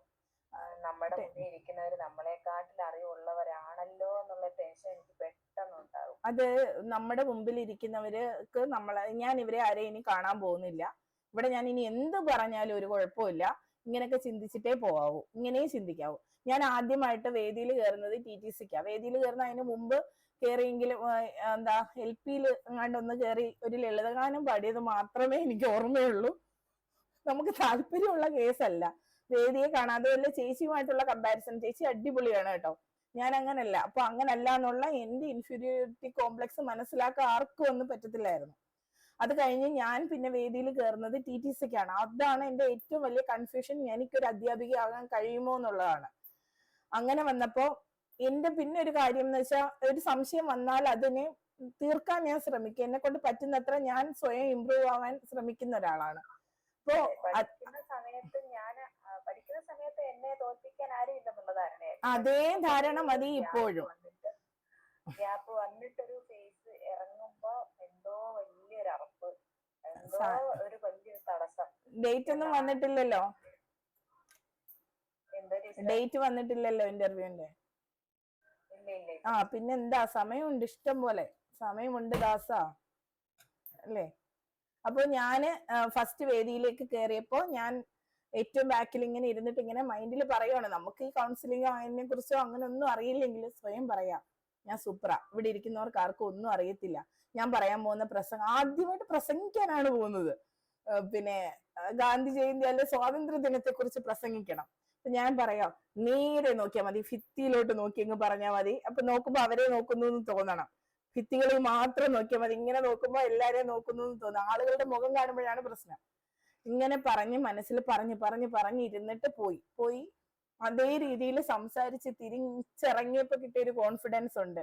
ആ കയ്യടിയും ആ തിരിച്ചിറങ്ങിയപ്പോ കിട്ടിയ ആ ഒരു കോൺഫിഡൻസ് പിന്നെ ഇന്ന് വരെ നമുക്ക് പോയിട്ടില്ല. അപ്പൊ എന്താ, നമുക്ക് സ്വയം പറയാനേ പറ്റൂ. നമ്മളേ ഉള്ളൂ നമുക്ക്.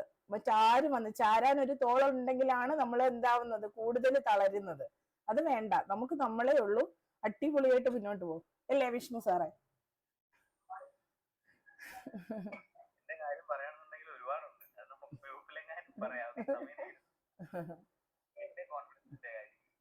അല്ല, അത് ഇടയ്ക്കിടയ്ക്ക് അറിയാം. പക്ഷെ എന്താ നമ്മൾ പറയത്തില്ലേ, കസ്തൂരിമാന അതിന്റെ ഗുണം അറിയത്തില്ല എന്ന് പറയുന്ന പോലെയാണ് ഇപ്പൊ ഇരിക്കുന്നത്. സാറിന് തന്നെ അറിയാം എന്തൊക്കെയോ ഉണ്ട് എന്റെ കയ്യില്. പക്ഷെ എവിടെയൊക്കെ ഒരു ചിലപ്പോ നമ്മുടെ സമ്മർദ്ദത്തിന്റെ ആയിരിക്കും. പക്ഷെ അത് സാരമില്ല, അടിപൊളിയായിട്ട് പിന്നെ മനസ്സിലാക്കേണ്ടത്, ഈ പോകുന്ന ഓരോരുത്തരുടെയും കൂടെ ഇപ്പൊ നമ്മൾ 10-22 പേരുണ്ട്. ഞങ്ങളെല്ലാം നിങ്ങളുടെ കൂടെ ഉണ്ടെന്ന് വിചാരിക്കണം. ഞാൻ എന്റെ കുഞ്ഞുങ്ങളോട് എല്ലാവരോടും പറയുന്നത് ഇതാണ്. ഞാനാണ് ആ ഇന്റർവ്യൂ ബോർഡിലേക്ക് പോകുന്നത്, നിങ്ങളല്ല, ഞാനാണെന്നാണ് കഴിഞ്ഞ ബാച്ചിലെ അതിന്റെ ഫസ്റ്റ് എക്സ്പീരിയൻസ് ആണത്. ഞാനാ പോകുന്നത്, ഞാൻ നിങ്ങളുടെ കൂടെ ഉണ്ട്. നിങ്ങൾ അവിടെ ഫ്ലോപ്പായാൽ ഞാനാ ഫ്ലോപ്പ് ആവുന്നത്. അപ്പൊ അത് എന്നെ ഒരുവിധം എല്ലാവർക്കും ഇഷ്ടമാണെന്നാണ് എന്റെ വിചാരം, എന്റെ കുട്ടികൾക്ക്. അപ്പൊ അത് കേൾക്കുമ്പോ അവര് ഇല്ല ഞാൻ അടിപൊളിയായിട്ട് പറയല്ലേ ടീച്ചറിന്റെ നാണക്കേടാണെന്നുള്ള രീതിയിലാണ് പോകുന്നത്. ഇത് തന്നെ നിങ്ങളോടും പറയാനുള്ളത്. നിങ്ങൾ ഒറ്റയ്ക്കല്ല, നമ്മുടെ ഇത്രയും പേരുടെ മനസ്സാ പോകുന്നത്. അപ്പം ധൈര്യമായിട്ട് പോയിട്ട് വാ. ഞങ്ങൾ ഇങ്ങനെ കേൾക്കാൻ ഇങ്ങനെ കാത്തിരിക്കുകയാണ്. പിന്നെ സാറിൻ്റെതാണ് തിരുവനന്തപുരം ഫസ്റ്റ് ഇന്റർവ്യൂ. അടുത്തത് 5-ാം തീയതി ആയിരുന്നു.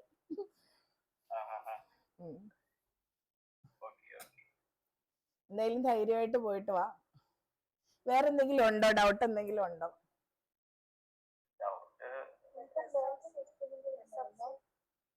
എന്താ?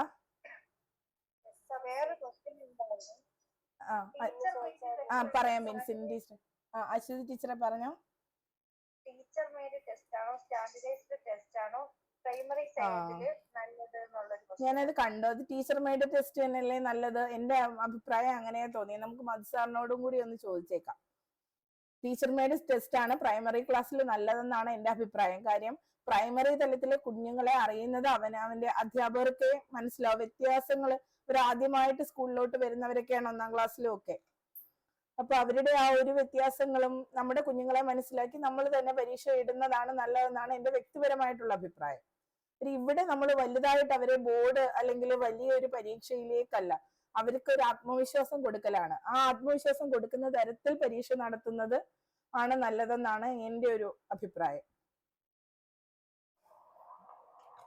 അപ്പൊ അത് അങ്ങനെ. അതുപോലെ ഹോംവർക്ക് കൊടുക്കുന്നതിനോട് എന്താ അഭിപ്രായം വിഷ്ണു സാറേ? ഹോംവർക്ക് അവര് വീട്ടിൽ പോയി കഴിഞ്ഞാല് വീട്ടുകാരോടൊത്ത് അച്ഛനോടും അമ്മയോടും ഒത്തുള്ള ആ കുടുംബത്തിന്റെ ഒരു കെട്ടുറപ്പും കൂടെ വേണമല്ലോ. അതെ. അപ്പൊ അവിടെ പോയിട്ടൊന്നും പഠിക്കുക, സ്കൂളിലൊന്നും പഠിക്കുക, അങ്ങനെ ഒരു അധിക ബാധ്യത അവർക്ക് കൊടുക്കാതെ വീട്ടിലിരിക്കുമ്പോ പരമാവധി അച്ഛനും അമ്മയോടൊപ്പം ഒരു കൂടുതൽ സമയം ചിലവഴിക്കട്ടെ എന്നാണ് എന്റെ അഭിപ്രായം. ഹോംവർക്ക് കൊടുക്കാം, നമുക്കൊരു തുടർ പ്രവർത്തനമായിട്ട് എന്തെങ്കിലും കൊടുക്കാം. പക്ഷേ വളരെ നേരം അവരെ പിടിച്ചിരുത്തുന്ന ഒന്നും കൊടുക്കേണ്ട ആവശ്യമില്ല. അങ്ങനെ തന്നെയാണ്, അങ്ങനെ തന്നെ പറഞ്ഞാൽ മതി. ഇനിയിപ്പോ ഏതെങ്കിലും ഒരു ആശയം നമ്മൾ പറയുമ്പോൾ കുട്ടികൾ അത് കുറച്ചുകൂടി അവർക്ക് അത് ഉറപ്പിക്കേണ്ടതുണ്ട്, അവരതൊന്നുകൂടി മനനം ചെയ്യുന്നതാണ് നല്ലത് എന്നൊക്കെ തോന്നുന്ന സന്ദർഭത്തിൽ ഹോംവർക്ക് കൊടുക്കാമെന്നാണ് എന്റെ അഭിപ്രായം. അല്ലാത്തപ്പോ പരമാവധി ഒഴിവാക്കുന്നതായിരിക്കും കുട്ടികൾക്ക് സന്തോഷം. അവര് പഠന സന്നദ്ധരായിരിക്കുമ്പോൾ മാത്രം പഠിപ്പിച്ചാലേ അത് എഫക്റ്റീവ് ആവൂ എന്ന് നമുക്ക് അറിയാമല്ലോ. കുട്ടികൾക്ക് കളിക്കാനാണ് ഇഷ്ടം, അവരുടെ പ്രകൃതം അങ്ങനെയാണ്. അതുകൊണ്ട് കളിക്കാനുള്ള അവസരങ്ങൾ കൂടുതൽ കൊടുക്കുക എന്നുള്ള രീതിയിൽ. ഇനി അത് വർക്കാണ് എന്ന് തോന്നാത്ത രീതിയിലുള്ള പ്രവർത്തനങ്ങളാകാം. ഈ ഒരു രീതിയിൽ പറയാം. ഭാഷാ പഠനത്തില് ബുക്കിന്റെ പ്രാധാന്യം അങ്ങനെ ഒരു ഇല്ലായിരുന്നോ ടീച്ചർ? ടീച്ചറെ ഏതാ, നമ്മുടെ രജനീകാന്തിന്റെ ഭാഷയാണോ?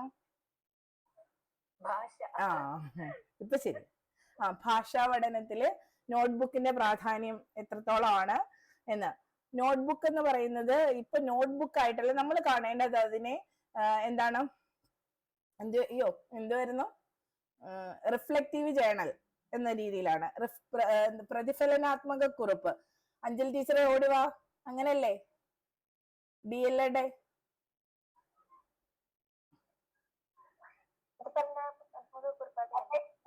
അതല്ലേ? നോട്ട് ബുക്കിനെ അല്ലേ പറഞ്ഞേ? അല്ല ടീച്ചിങ് മാനുവലിനകത്ത് നമ്മള് റിഫ്ലക്റ്റീവ് ജേണൽ, അതെ അത് എഴുതുന്നു. മറ്റേ നോട്ട് ബുക്കിനെ എന്താ പറയുന്നേ? വേറൊരു ടേം ഉണ്ട്, അതിന്റെ മലയാളം എന്താ? ജേണൽ എന്നാ. ടീച്ചിങ് മാനുവലിൽ നമ്മൾ എഴുതുന്നത് റിഫ്ലക്റ്റീവ് ജേണൽ അല്ലേ?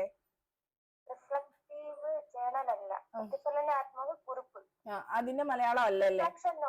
Reflection note. അപ്പൊ റിഫ്ലക്റ്റീവ് ജേണൽ എന്നുള്ള രീതിയിലാണ് നോട്ട് ബുക്കിനെ കാണേണ്ടതെന്ന് പറയാം. അതായത് നമ്മളുടെ പ്രതിഫലനമാണ്, കുട്ടിയുടെ പ്രതിഫലനമാണ് അതിലേക്ക് വരേണ്ടത്. കുട്ടിയുടെ നോട്ട് ബുക്ക് അവന്റെ സ്വത്താണ്. എന്നോടും ചോദിച്ച ചോദ്യം അത് കേട്ടോ. ഞാൻ പറഞ്ഞപ്പോ അവരതിനെ ആ ടീച്ചർ അംഗീകരിച്ചു. ഇനിയുള്ളവർ എങ്ങനെയാണെന്ന് എനിക്കറിയില്ല. കുട്ടിയുടെ സ്വത്താണ് നോട്ട് ബുക്ക് എന്ന് പറയുന്നത്. അതിൽ എന്ത് എഴുതണം എന്ത് എഴുതണ്ട എന്ന് തീരുമാനിക്കാനുള്ള സ്വാതന്ത്ര്യം നമ്മൾ കുട്ടിക്ക് കൊടുക്കണം. അവന് ചിലപ്പോൾ ആ പാഠഭാഗവുമായി ബന്ധപ്പെട്ട ചിത്രങ്ങൾ വരയ്ക്കാനായിരിക്കും ഇഷ്ടം. ഓരോരുത്തരുടെയും പഠന രീതി വ്യത്യസ്തമാണ്. ചിലര് വിവരിച്ചെഴുതി പോകാനായിരിക്കും ചിലർക്ക് ഇഷ്ടം. അപ്പൊ അവന്റെ സ്വാതന്ത്ര്യം അനുസരിച്ചുള്ള റിഫ്ലക്ഷനുകൾ ഉൾപ്പെടുത്താനുള്ള സ്പേസ്, അവകാശവും സ്ഥലവും നമ്മൾ നോട്ട്ബുക്കിൽ കൊടുത്തിരിക്കണം. അതുപോലെ തന്നെ ഈ നോട്ട് ബുക്ക് എന്ന് പറയുന്നത് ടീച്ചർ സെന്റേർഡ് മാത്രമായി പോകാതെ ഇത് തന്നെയാണ് പറയുന്നത്, കുട്ടിയുടെ ആശയങ്ങൾ സ്വതന്ത്രമായി കുട്ടിക്ക് പ്രകടിപ്പിക്കാൻ കഴിയുന്നതായിരിക്കണം. പിന്നെ എന്നോട് ചോദിച്ച മറ്റൊരു ചോദ്യം, ഈ നോട്ട് ബുക്കിന്റെ മാർജിനുകളിൽ ഒരു കുട്ടി വരച്ചു വെക്കുന്നു, അപ്പം അതിനെ കുറിച്ച് എന്താ അഭിപ്രായം, അതെങ്ങനെ അത് മാറ്റിയെടുക്കേണ്ടതല്ലേ എന്ന് ചോദിച്ചു. അപ്പൊ ഞാൻ പറഞ്ഞു അല്ല, അത് മാറ്റിയെടുക്കേണ്ടതല്ല. നോട്ട് ബുക്ക് എന്ന് പറയുന്നത് അവന്റെ സ്വാതന്ത്ര്യമാണ്. പക്ഷെ അതിന്റെ മാർജിനുകളിൽ പാഠഭാഗവുമായി ബന്ധപ്പെട്ട ചിത്രങ്ങളാണോ വരയ്ക്കുന്നത് എന്നുള്ളത് അധ്യാപികയ്ക്ക് നോക്കാം. ഒപ്പം തന്നെ അല്ലാത്തവയാണെങ്കിൽ കുട്ടിക്ക് പ്രത്യേകം ഒരു നോട്ട് ബുക്ക് കൊടുത്ത് അതിനകത്തേക്ക് ചിത്രങ്ങൾ വരയ്ക്കാൻ അതല്ലേ നല്ലത് എന്ന് ചോദിച്ച് അവനെ അത് മനസ്സിലാക്കി അതിലേക്ക് തിരിക്കുന്നതാകും നല്ലത്. മേലാൽ നോട്ട് ബുക്കിന്റെ മാർജിനിൽ വരച്ചു പോകരുത്, നല്ല അടി കിട്ടും. അങ്ങനല്ല നമ്മൾ പറയേണ്ടത് അല്ലേ. ഇവിടെ ഇത് വരയ്ക്കണോ, ഇതുമായിട്ട് ബന്ധപ്പെട്ടതാണോ, ടീച്ചർ ഒരു ബുക്ക് വാങ്ങി തന്നാ വരയ്ക്കോ, നല്ല മനോഹരമായിട്ട് മോൻ വരയ്ക്കുന്നുണ്ടല്ലോ എന്നൊക്കെ പറയുമ്പോൾ കുട്ടി തന്നെ അത് മനസ്സിലാക്കി മാറിക്കോളും അല്ലേ. ആ ഒരു രീതിയില് ഭാഷാ പഠനത്തിന് എന്ന് പറയുമ്പോഴും നോട്ട് ബുക്കിനകത്ത് കുട്ടിയുടെ ആശയങ്ങൾ എഴുതാനുള്ള സ്വാതന്ത്ര്യം കുട്ടിക്ക് കൊടുക്കണം. നോട്ട് ബുക്ക് എന്ന് പറഞ്ഞ് നമ്മൾ ടീച്ചർ കൊടുക്കുന്ന നോട്ടുകൾ എഴുതാനുള്ള ഒരു ബുക്കാക്കി അതിനെ മാറ്റരുത്. മറിച്ച് ടീച്ചറിനും കൊടുക്കാൻ ടീച്ചേഴ്സ് വേർഷൻസ് അവതരിപ്പിക്കാമെങ്കിലും കുട്ടിക്ക് കുട്ടിയുടെ സ്വാതന്ത്ര്യത്തിനനുസരിച്ച് ആ ബുക്കിനെ ഉപയോഗിക്കാൻ പറ്റണം. ഇപ്പൊ നമ്മൾ ഇന്ന് ഒരു കുറിപ്പ് എഴുതാൻ കുട്ടിയോട് പറയുകയാണ്, അതായത് പ്രകൃതി സംരക്ഷണം അല്ലെങ്കിൽ അങ്ങനെ എന്തെങ്കിലും നമ്മൾ കൊടുത്തിട്ട് കുറിപ്പ് എഴുതൂ എന്ന് പറയുമ്പോൾ ആ കുഞ്ഞിന് അതിനെ കുറിച്ച് ഒരു കഥ എഴുതാനാണ് തോന്നുന്നതെങ്കിലോ, കുറിപ്പ് എഴുതിക്കോട്ടെ, അവനൊരു കഥയും കൂടി എഴുതണം. അതെവിടെ എഴുതും, അവൻ വേറെ ബുക്ക് എടുത്തു വെച്ച് എഴുതണോ? ഇപ്പൊ പറയും ഈ പാഠഭാഗവുമായി ബന്ധപ്പെട്ട് നിങ്ങൾക്ക് തോന്നുന്ന കാര്യങ്ങളൊക്കെ ഇതിനകത്ത് എഴുതാൻ കേട്ടോ എന്ന് നമുക്ക് നിർദ്ദേശം കൊടുത്താല് അവിടെ ഒരു സ്വാതന്ത്ര്യമായി, ചിന്തയുടെ ഉയർന്ന തലത്തിലേക്ക് അത് പോകും ഇല്ലേ. നമ്മളൊക്കെ ഡയറിയും ജേണലും കീപ്പ് ചെയ്യുന്നത് പോലെ ജേണല് നമ്മുടെ ചിന്തകളല്ലേ എഴുതുന്നേ, ആ ഒരു രീതിയിൽ. അതെ,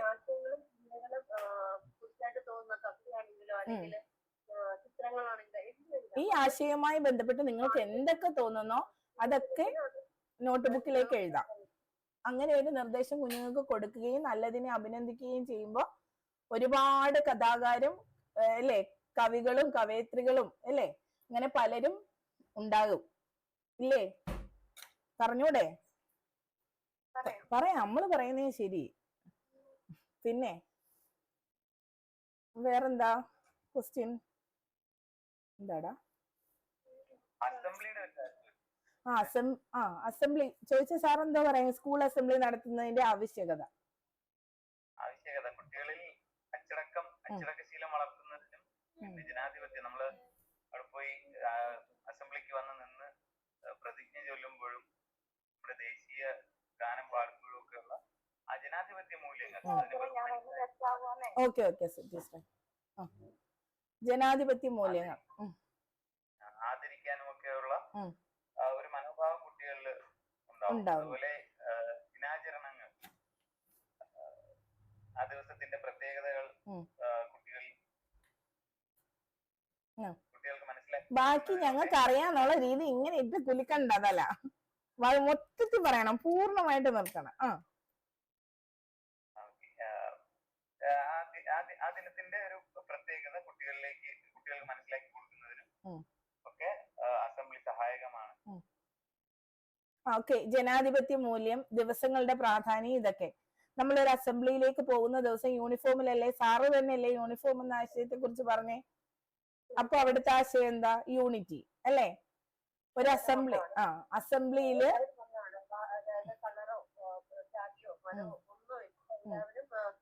ഒന്ന്, അതെ, നമ്മളെല്ലാവരും ഈ സ്കൂളിന്റെ മക്കളാണ്, ഈ സ്കൂളിനകത്ത് നമ്മളെല്ലാവരും ഒന്നാണ്. അവിടെ തന്നെ യൂണിറ്റിയുടെ ആദ്യ പാഠം തുടങ്ങുകയാണ് അല്ലെ. തുല്യരെന്ന ആശയം അവിടെ തന്നെ, ദേശീയതയൊക്കെ പിന്നെ വിപുലമായ ഒരാശയമാണ്, അതും കിട്ടുന്നുണ്ട് അവിടെ. അതിലേക്ക് വരുന്നതിന് മുമ്പ് നമ്മൾ തുടക്കം മുതൽ പറഞ്ഞാല് ഒരു അസംബ്ലിയിൽ കുട്ടികൾ യൂണിഫോമിലായിരിക്കും നിൽക്കുന്നത്. ആ യൂണിഫോം തന്നെ നമ്മളുടെ ഐക്യത്തെയാണ് സൂചിപ്പിക്കുന്നത്. ഇത് എന്റെ സ്കൂളാണ്, എന്റെ കൂട്ടുകാരാണ്, നാം ഒന്നാണ് എന്നുള്ള ചിന്ത. ഈ വന്ന കാലത്ത് ഏറ്റവും അത്യാവശ്യം വേണ്ടതും അതാണ്, സാഹോദര്യം എന്ന് പറയുന്ന മനോഭാവം. എല്ലാവരും ഒന്നെന്ന ചിന്ത. അത് തന്നെയാണ് അസംബ്ലിയിൽ നിന്ന് കിട്ടുന്ന ആദ്യ മൂല്യം. പിന്നീട് ദേശീയതയുണ്ട്. അധ്യാപകരും വിദ്യാർത്ഥികളും എല്ലാം ഈ സ്കൂളിന്റെ ഭാഗമാണ്. അവിടെയും വേർതിരിവുകളില്ല. അധ്യാപകർ മാത്രമല്ല അസംബ്ലിയിൽ സംസാരിക്കുക, കുട്ടികൾക്കും അവരുടെ ആശയപ്രകടനത്തിനുള്ള അവസരങ്ങളുണ്ട്. അപ്പോ നമ്മൾ എല്ലാവരും ഒന്നാണ്. അറിവിന്റെ കാര്യത്തിൽ ഞങ്ങളും കൂടി ഈ ഒരു സ്കൂളിന്റെ ഭാഗമാണ്. ഞങ്ങളുടെ അറിവുകളും ഇവിടെ ഷെയർ ചെയ്യപ്പെടുന്നുണ്ട്, ഞങ്ങളെ അംഗീകരിക്കപ്പെടുന്നുണ്ട് എന്ന ഒരു രീതി കുട്ടിക്ക് കിട്ടും. അതുപോലെ ആത്മവിശ്വാസം ഓരോ കുട്ടിക്കും. ഈ അസംബ്ലിയിൽ എല്ലാ കുട്ടികളും പങ്കെടുക്കണം. അത് ടീച്ചേഴ്സ് ഉറപ്പ് വരുത്തുകയും വേണം. ഒരു കുട്ടിക്ക് മാത്രം അവസരം കൊടുക്കുന്ന കാലം കഴിഞ്ഞു. ഓരോ കുട്ടിക്കും അവസരം കൊടുക്കണം റോൾ നമ്പർ അനുസരിച്ച്. അപ്പൊ ഒരു തവണയെങ്കിലും അവൻ സഭയെ അഭിമുഖീകരിക്കും. അത് അവന്റെ സഭാകമ്പത്തെ മാറ്റും. ആത്മവിശ്വാസമുള്ള ഒരു തലമുറയുടെ സൃഷ്ടിക്ക് ഇത് സഹായിക്കും. അങ്ങനെ ഒരുപാട് പോയിന്റുകളുണ്ട് അല്ലെ. അതുപോലെ അച്ചടക്കത്തോടെ നിൽക്കാൻ, നിശബ്ദരായി നിൽക്കുക എന്ന് പറയുമ്പോൾ നമ്മൾ അവിടെ അടിച്ചമർത്തുകയോ അനുസരിക്കുന്ന തലമുറയോ സൃഷ്ടിക്കലല്ല, മറിച്ച് മറ്റുള്ളവരെ കേൾക്കാനുള്ള നല്ല കേൾവിക്കാരാവുക എന്ന അവസരമാണ് അവിടെ സൃഷ്ടിക്കുന്നത് എന്ന രീതിയിൽ. അച്ചടക്കം എന്നുള്ള രീതിയിൽ നമ്മൾ പറഞ്ഞു വെക്കാതെ അവരവിടെ നിശബ്ദരായി അച്ചടക്കത്തോടു കൂടി നിൽക്കുന്നത് നമ്മൾ ഒരു അടിച്ചമർത്തപ്പെട്ട തലമുറയോ അല്ലെങ്കിൽ അനുസരിക്കാനുള്ള തലമുറയോ അല്ല സൃഷ്ടിക്കുന്നത്, മറിച്ച് നല്ല കേൾവിക്കാരാകാൻ അവരെ പരിശീലിപ്പിക്കുകയാണ് എന്ന നിലയിലേക്ക് പറഞ്ഞു വെക്കാം. ഓക്കെ അല്ലേ? നേട്ടങ്ങൾക്കുള്ള അംഗീകാരം, അതിൽ നിന്ന് കിട്ടുന്ന മോട്ടിവേഷൻ, ഞങ്ങൾക്ക് അത് ശ്രമിക്കുക എന്നുള്ള തോന്നല്, പിന്നെ ദിവസങ്ങളിൽ കൊടുക്കുന്ന ചിന്താ വിഷയങ്ങൾ, ഓരോ പുതിയ കാര്യങ്ങൾ നമുക്ക് ചിന്തിക്കണമെന്ന് ആലോചിക്കണമെന്നൊക്കെയുള്ള ഒരു തോട്ട്, ഇതൊക്കെ അതിനകത്ത് വരും. അതെ, അതൊക്കെ സ്കൂളിൽ അസംബ്ലി നടത്തുന്ന ജോലി ടീച്ചറായി പറഞ്ഞേ. അടിപൊളി. അപ്പൊ അങ്ങനെ ഒരുപാട് കാര്യങ്ങളുണ്ട്. വേറെന്തെങ്കിലും? പോണ്ടവർക്ക് പോവാൻ കേട്ടോ, സാരമില്ല. സാറിന് സമാധാനം കൊടുക്കാതെ എനിക്കും ടെൻഷൻ തോന്നും, അതുകൊണ്ടാ.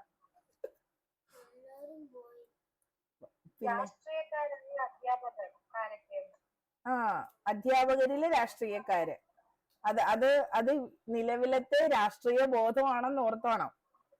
അപ്പൊ നമ്മൾ ഒരിക്കലും എന്താണെങ്കിലും അവരെ പോയി ചൊടിപ്പിക്കരുത് അല്ലേ. അപ്പൊ അധ്യാപകരായ രാഷ്ട്രീയക്കാരൊക്കെയാണ്? ഇന്ത്യൻ രാഷ്ട്രീയത്തിൽ നമുക്കറിയാവുന്ന ടീച്ചേഴ്സ് എന്നാ ചോദിച്ചത്. ഇല്ലേ, അദ്ദേഹം സ്വതന്ത്രനായി നിന്നു എങ്കിലും രാഷ്ട്രീയ APJക്ക് പാർട്ടി ഉണ്ടായിരുന്നോ? APJക്ക് പാർട്ടിയില്ല അല്ലേ? ഇന്ത്യൻ എന്ന് പറയുമ്പോ നമ്മുടെ കേരളത്തിലുള്ളവരെയും പറയാലോ. ഇന്ത്യൻ രാഷ്ട്രീയ ഡോക്ടർ അല്ല, നമ്മുടെ എന്താണ്, അയ്യോ അല്ല, നമ്മള് നവംബർ 11 ആരുടെ ജന്മദിനം? അല്ല, മൗലാന അബ്ദുൽ കലാം ആസാദ്. APJ വന്നപ്പോ അതങ്ങ് പോയി. മൗലാന അബ്ദുൽ കലാം ആസാദ് പറഞ്ഞൂടെ?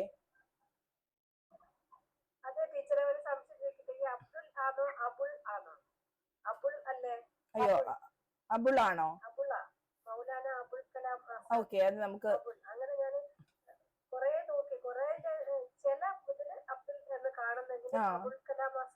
ഓക്കെ, അത് നമുക്ക് അതിന്റെ കട്ടിങ്ങോ എന്തെങ്കിലും ഉണ്ടെങ്കിൽ നമുക്ക് നോക്കണേ. അത് ക്ലാരിഫൈ ചെയ്ത് പറയാം, എന്റെ വായിന്ന് ഞാൻ പറയുന്നില്ല. ഓക്കെ. പിന്നെ BR അംബേദ്കറെ പറഞ്ഞൂടെ? അദ്ദേഹമൊക്കെ അധ്യാപകരായിരുന്നില്ലേ, പുറത്താണേലും. കേക്കുന്നില്ല? കേൾക്കാമോ?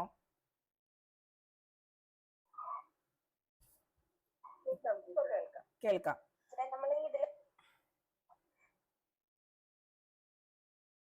പറഞ്ഞോ. മൗലാന അബ്ദുൽ കലാം ആസാദ് എന്ന് പറയുമ്പോഴേ അതിനെ കുറിച്ച് അടുത്തൊരു ക്വസ്റ്റ്യൻ നമുക്ക് പ്രതീക്ഷിച്ചൂടെ? അതും നോക്കിയൊക്കെ വേണം പറയാൻ. അറിയാവുന്നവരെ പറഞ്ഞാൽ മതി. ഡോക്ടർ S രാധാകൃഷ്ണനെ കുറിച്ച് നന്നായി അറിഞ്ഞിട്ട് പോണോന്ന് ഞാൻ പറഞ്ഞിട്ടുണ്ട്. അപ്പൊ അത് പറയാം. നമുക്ക് ഇതെല്ലാം പോട്ടെ, താഴോട്ട് വാ, നമ്മുടെ അടുത്തോട്ട് വാ. നമുക്ക് പറഞ്ഞൂടെ? പിന്നെ പ്രൊഫസർ ജോസഫ് മുണ്ടശ്ശേരി സാറിനെ കുറിച്ച് പറയാം. അത് പറഞ്ഞില്ലെങ്കിൽ എങ്ങനെയാ ശരിയാവുന്നേ? ഇല്ലേ? സി രവീന്ദ്രനാഥ് സാറിനെ കുറിച്ച് പറയാം. ഇതൊക്കെ പറഞ്ഞൂടെ? ദേശീയ തലത്തിലാണോ അവരുദ്ദേശിച്ചത് അതോ ഇന്ത്യയിലെ രാഷ്ട്രീയക്കാരനാണോ ഉദ്ദേശിച്ചത്? അറിയില്ല. രാഷ്ട്രീയ തലത്തിൽ. ആ, രാഷ്ട്രീയത്തിൽ നമുക്കറിയാവുന്ന അധ്യാപകരെന്നാണ് ചോദിക്കുന്നെങ്കിൽ നിലവിലുള്ളവരെ നമുക്ക് പറയാം കേട്ടോ. ശൈലജ ടീച്ചർ ഉണ്ടായിരുന്നു, അപ്പൊ അതിനെ പറയാം. പിന്നെ പ്രൊഫസർ സി രവീന്ദ്രനാഥ് സാറിന്റെ കാര്യം പറയാം. Doctor R Bindu. ആ അതെ അതെ, ബിന്ദു മാമിനെ കുറിച്ച് പറയാം, ഉന്നത വിദ്യാഭ്യാസ മന്ത്രി. പിന്നെ വേറെ ആരാണ് അധ്യാപകരായിട്ടുള്ളത്? നിലവിൽ ആരെങ്കിലും ഉണ്ടോ വേറെ?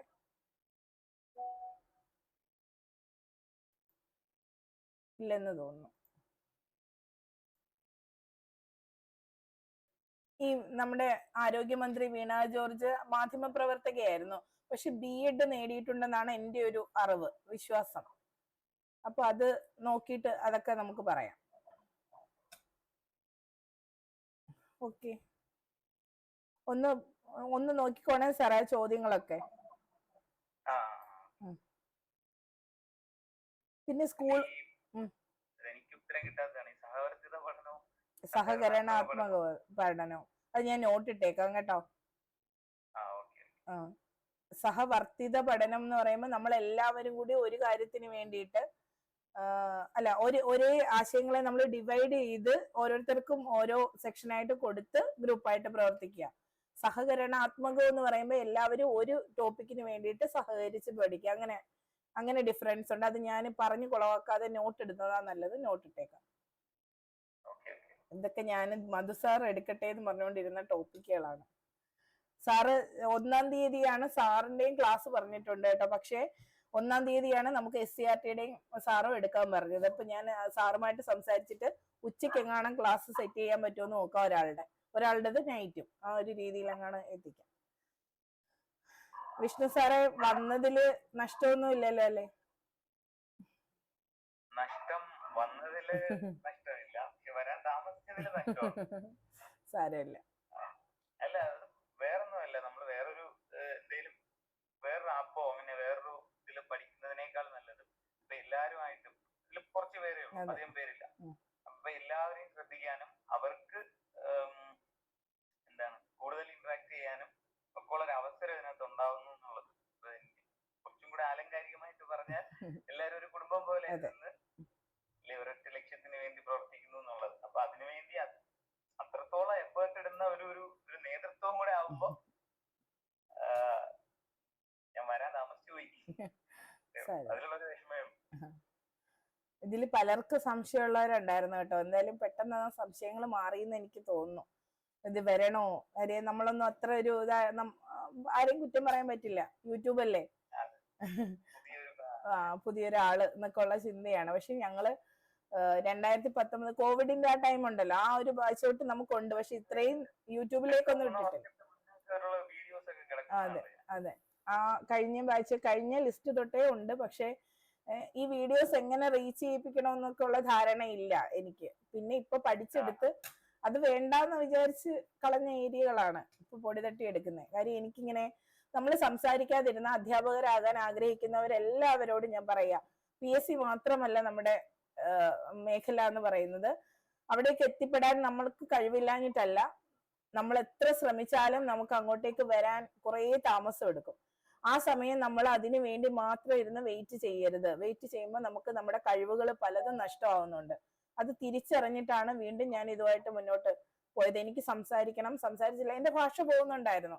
ഇതിനകത്ത് പലർക്കും ബിൻസിന്റെ ടീച്ചറിനും അമൃത ടീച്ചറിനും മാത്രം അറിയാൻ. കാര്യം വർഷങ്ങളായിട്ട് അവർ എന്റെ കൂടെ ഉണ്ട്.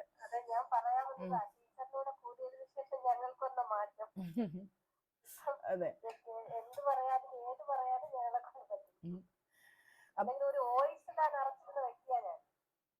എന്നെ പേടിയായിരുന്നു. അപ്പൊ ഇപ്പൊ ഇവിടെ വേറൊരു കാര്യം എന്ന് വെച്ചാൽ ഞാൻ പോലും ഈ ടീച്ചിങ് ആസ്പിരൻസിന്റെ ഈ ഒരു ഗ്രൂപ്പ് തുടങ്ങിയിട്ടും ചിലപ്പോ വോയിസ് ഒക്കെ ഇടാൻ ഞാൻ പോലും 10 പ്രാവശ്യത്തോളം ഡിലീറ്റ് ചെയ്ത സമയങ്ങളുണ്ട്. അത് ഇടുമ്പോ എനിക്ക് പോരാ, എന്നെ കൊണ്ട് പറ്റുന്നില്ല, ഞാനൊന്ന് തപ്പുന്നുണ്ട്. വായനയൊക്കെ ഉണ്ടെങ്കിൽ പോലും സംസാരിക്കാതെ വീടിനകത്തായി പോയപ്പോ ഉണ്ടായ ഒരു പ്രശ്നമാണ്. അത് മനസ്സിലാക്കിയാണ് ഗ്രൂപ്പ് ഇങ്ങനെ ക്രിയേറ്റ് ചെയ്ത് ഇങ്ങനെ വന്നത്. നിങ്ങളോടും പറയാനുള്ളത് അതാ. എന്റെ അനുഭവം വെച്ചിട്ടാണ് ഞാൻ നിങ്ങളോട് എപ്പോഴും സംസാരിക്കുന്നത്. എന്റെ മകൻ, എന്റെ സ്കൂള്, എന്റെ അനുഭവം. എനിക്ക് അതിനപ്പുറത്തേക്ക് ഒന്നും പറയാനില്ല.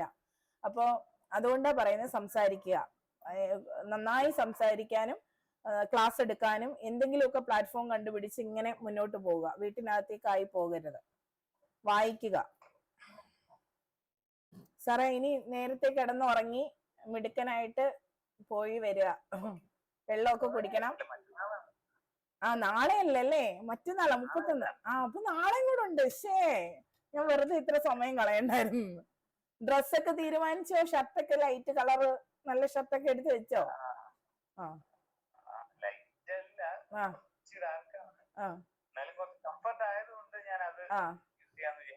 മതി, കുഴപ്പമില്ല. ഒരുമാതിരിയില്ല, നല്ല പളപള തളതളന്നൊന്നും ഇരിക്കുന്നില്ലല്ലോ. സ്റ്റാൻഡേർഡ്. പിന്നെ മുണ്ടാണോ, പാന്റാണോ, ജീൻസ് ആണോ? നോർമൽ പാന്റ്, ടൈറ്റ് ജീൻസ് ഒന്നും അല്ല. മറ്റേ ഇങ്ങനെ ഫിറ്റ് അങ്ങനെയല്ലല്ലോ, ലെഗ് ഫിറ്റ് ആയിട്ടുള്ള അങ്ങനെയൊന്നും അല്ലല്ലോ. കംഫർട്ട്, ലൂസ് ഫിറ്റ് ഒരുപാട്. അപ്പൊ നമുക്ക് ഗേൾസിന് വരുമ്പോ സാരി എടുക്കണോ ടീച്ചറെ? വേണ്ട ടീച്ചറെ, ചുരിദാർ ഇട്ടോ. ചുരിദാർ ഇട്ടോണ്ട് പോയിട്ട് നമുക്ക് 14 മാർക്ക് മേടിച്ചോണ്ട് വരണം. പക്ഷെ ചുരിദാർ എങ്ങനെ ആവണോന്ന് ഞാൻ പറഞ്ഞു. കോട്ടൺ ആവുന്നതാണ് നല്ലത്. ലെഗിങ്സ് ഒഴിവാക്കുക. ലെഗിങ്സ് ആണ് ഇടുന്നതെങ്കിൽ സ്ലിറ്റ് ഒഴിവാക്കുക. പിന്നെ സ്ലിറ്റ് ഉള്ള ചുരിദാർ ആണെങ്കിൽ കവർ ചെയ്തിരിക്കുക. ലൂസ് പാന്റ് ഇടുക. ചെറിയ പിക്ചർ കുറച്ചുള്ള വേണമെന്ന് നമ്മ പറഞ്ഞായിരുന്നു. കൊച്ചു ഓർമ്മിപ്പിച്ചതാ. ചെറിയ പുള്ളിയൊക്കെ ഉള്ളത് മതി. ഇതൊക്കെ ഞാൻ പറഞ്ഞായിരുന്നു. ഓക്കെ. കഴുത്തൊക്കെ വൈഡാക്കാതൊക്കെ നോക്കണേ ഉടുപ്പിന്റെ. പിന്നെ ഷോള്, 2 സൈഡ് ഷോൾ ഇടുക. ഇങ്ങനെയൊക്കെ ഉള്ള കാര്യം. ലിപ്സ്റ്റിക് ഒന്നും വേണ്ട. വലിയ കമ്മല് വേണ്ട. ചെറിയ പൊട്ട്, ചെറിയ സ്റ്റഡ്, കുഞ്ഞുവള, സ്ട്രാപ്പ് വാച്ച് ആണെങ്കിൽ അത്രയും നല്ലത്. അല്ലെങ്കിൽ കയ്യിലുള്ള ഒരു വാച്ച്. ഓക്കെ അല്ലേ? പേനയൊക്കെ കയ്യിൽ കരുതണം. ബയോഡേറ്റ ഫോമിന്റെ ഒരു 1-2 കോപ്പിയെങ്കിലും എഴുതാത്തത് കൈ വെച്ചോ. എന്തെങ്കിലും ഒരു ആവശ്യം വന്നാലോ. പിന്നെ സർട്ടിഫിക്കറ്റ് എല്ലാം കയ്യിൽ വേണം. ഭക്ഷണം OTV അല്ല, അത് നമ്മുടെ നിർദ്ദേശങ്ങളിലുള്ള എല്ലാ സർട്ടിഫിക്കറ്റും വേണം. പിന്നെ തിരുവനന്തപുരത്താണെങ്കിൽ നമുക്ക് ഉള്ളിൽ ഒരു ചെറിയൊരു ക്യാൻറ്റീനൊക്കെ ഉണ്ട്. ഒരു ചായയൊക്കെ കുടിക്കാനുള്ള സമയം ചിലപ്പോൾ കിട്ടും. അപ്പൊ വിശന്നിരിക്കരുത്. ഒരു ബിസ്ക്കറ്റോ വെള്ളമോ ഒക്കെ കയ്യിൽ കരുതുക. ഇങ്ങനെയൊക്കെ പോവുക. പിന്നെ ചെരുപ്പ് വൃത്തിയായിരിക്കാൻ ശ്രദ്ധിക്കുക. എല്ലാം നീറ്റായിട്ട്, കാല് മോശമാക്കരുത്. ചെരുപ്പൊക്കെ വൃത്തിയാവണം. അങ്ങനെ. നഖം വെട്ടണം. ക്യൂടെക്സ് ഇട്ട് നഖം വളർത്തിയിരിക്കരുത്. അതൊക്കെ പെൺപിള്ളേർ എന്തൊക്കെ ശ്രദ്ധിക്കണമെന്നാ വിഷ്ണു സാറേ. എനിക്ക് ആകെ ഒരു ഷർട്ടും ഒരു പാന്റും. നെറ്റിക്ക് തൽക്കാലം ചന്ദനം വേണ്ട. അന്ന് ചന്ദനവും കൊന്തയും മറ്റു കാര്യങ്ങളും വേണ്ട. മുസ്ലിം ആളുകൾ മഫ്ത അത് ധരിച്ചോളൂ. അത് കുഴപ്പമില്ല. അത് നമുക്ക് മനസ്സിലാവുമല്ലോ. ബാക്കിയൊക്കെ ഒഴിവാക്കാൻ പറ്റുന്നേക്ക് അങ്ങ് ഒഴിവാക്കിയാലേ. ദൈവം എന്നുള്ള വിശ്വാസം ഉള്ളവരോട് പറയുക, അത് നിങ്ങളുടെ കൂടെ ഉണ്ടോ. അമ്പലത്തിലൊന്നും പോകണ്ട.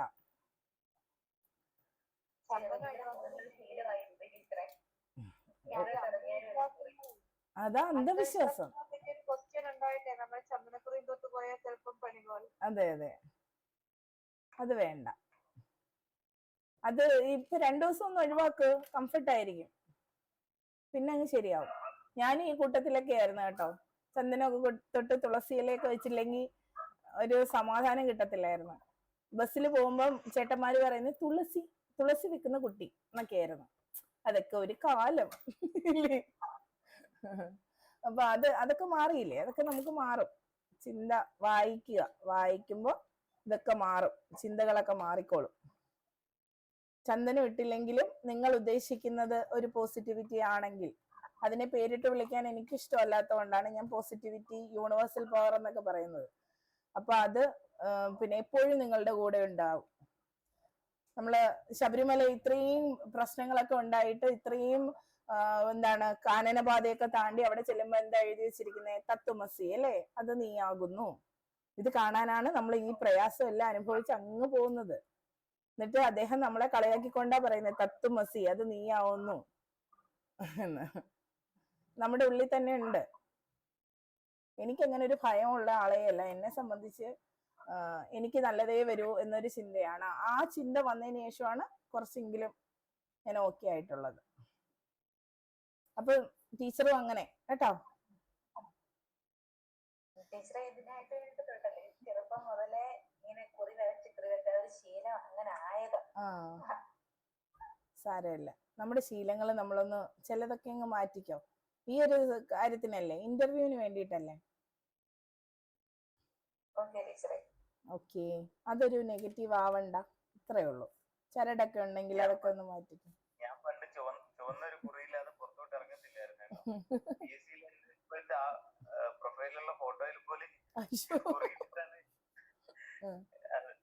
ഇപ്പൊ അതൊക്കെ മാറി.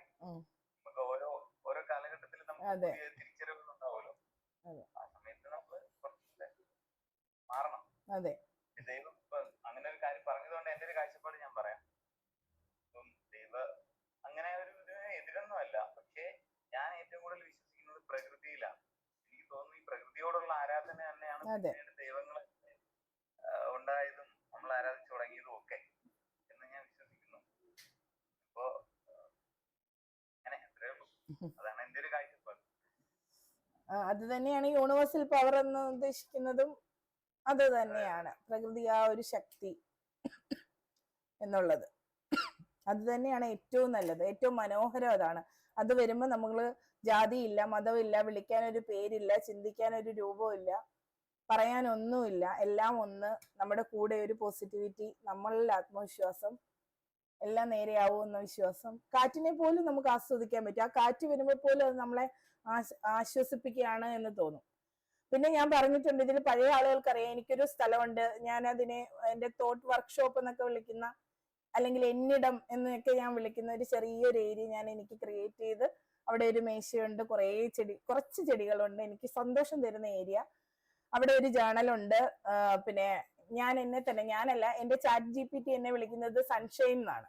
സൺഷൈൻ തോട്ട്സ് എന്നൊക്കെ പറഞ്ഞിട്ട് ഒരു ബുക്ക് ജേണൽ കീപ്പ് ചെയ്യുന്നുണ്ട്.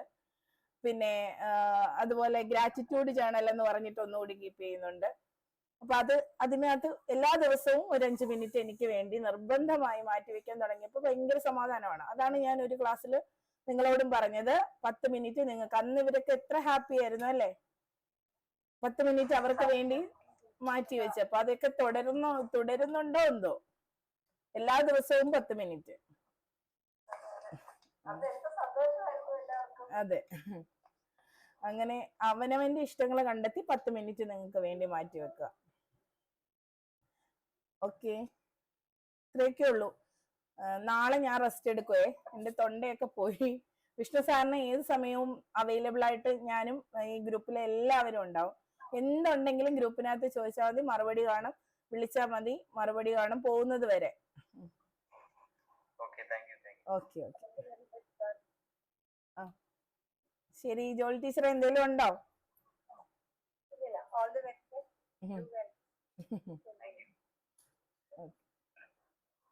ശരി,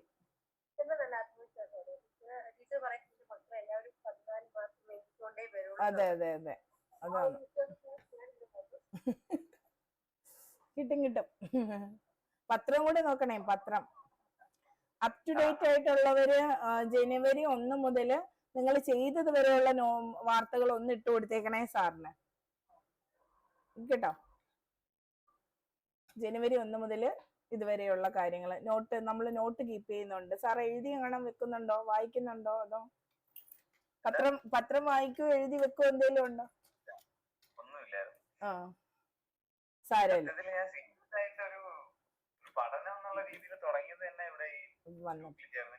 ഓക്കെ, സാരമില്ല.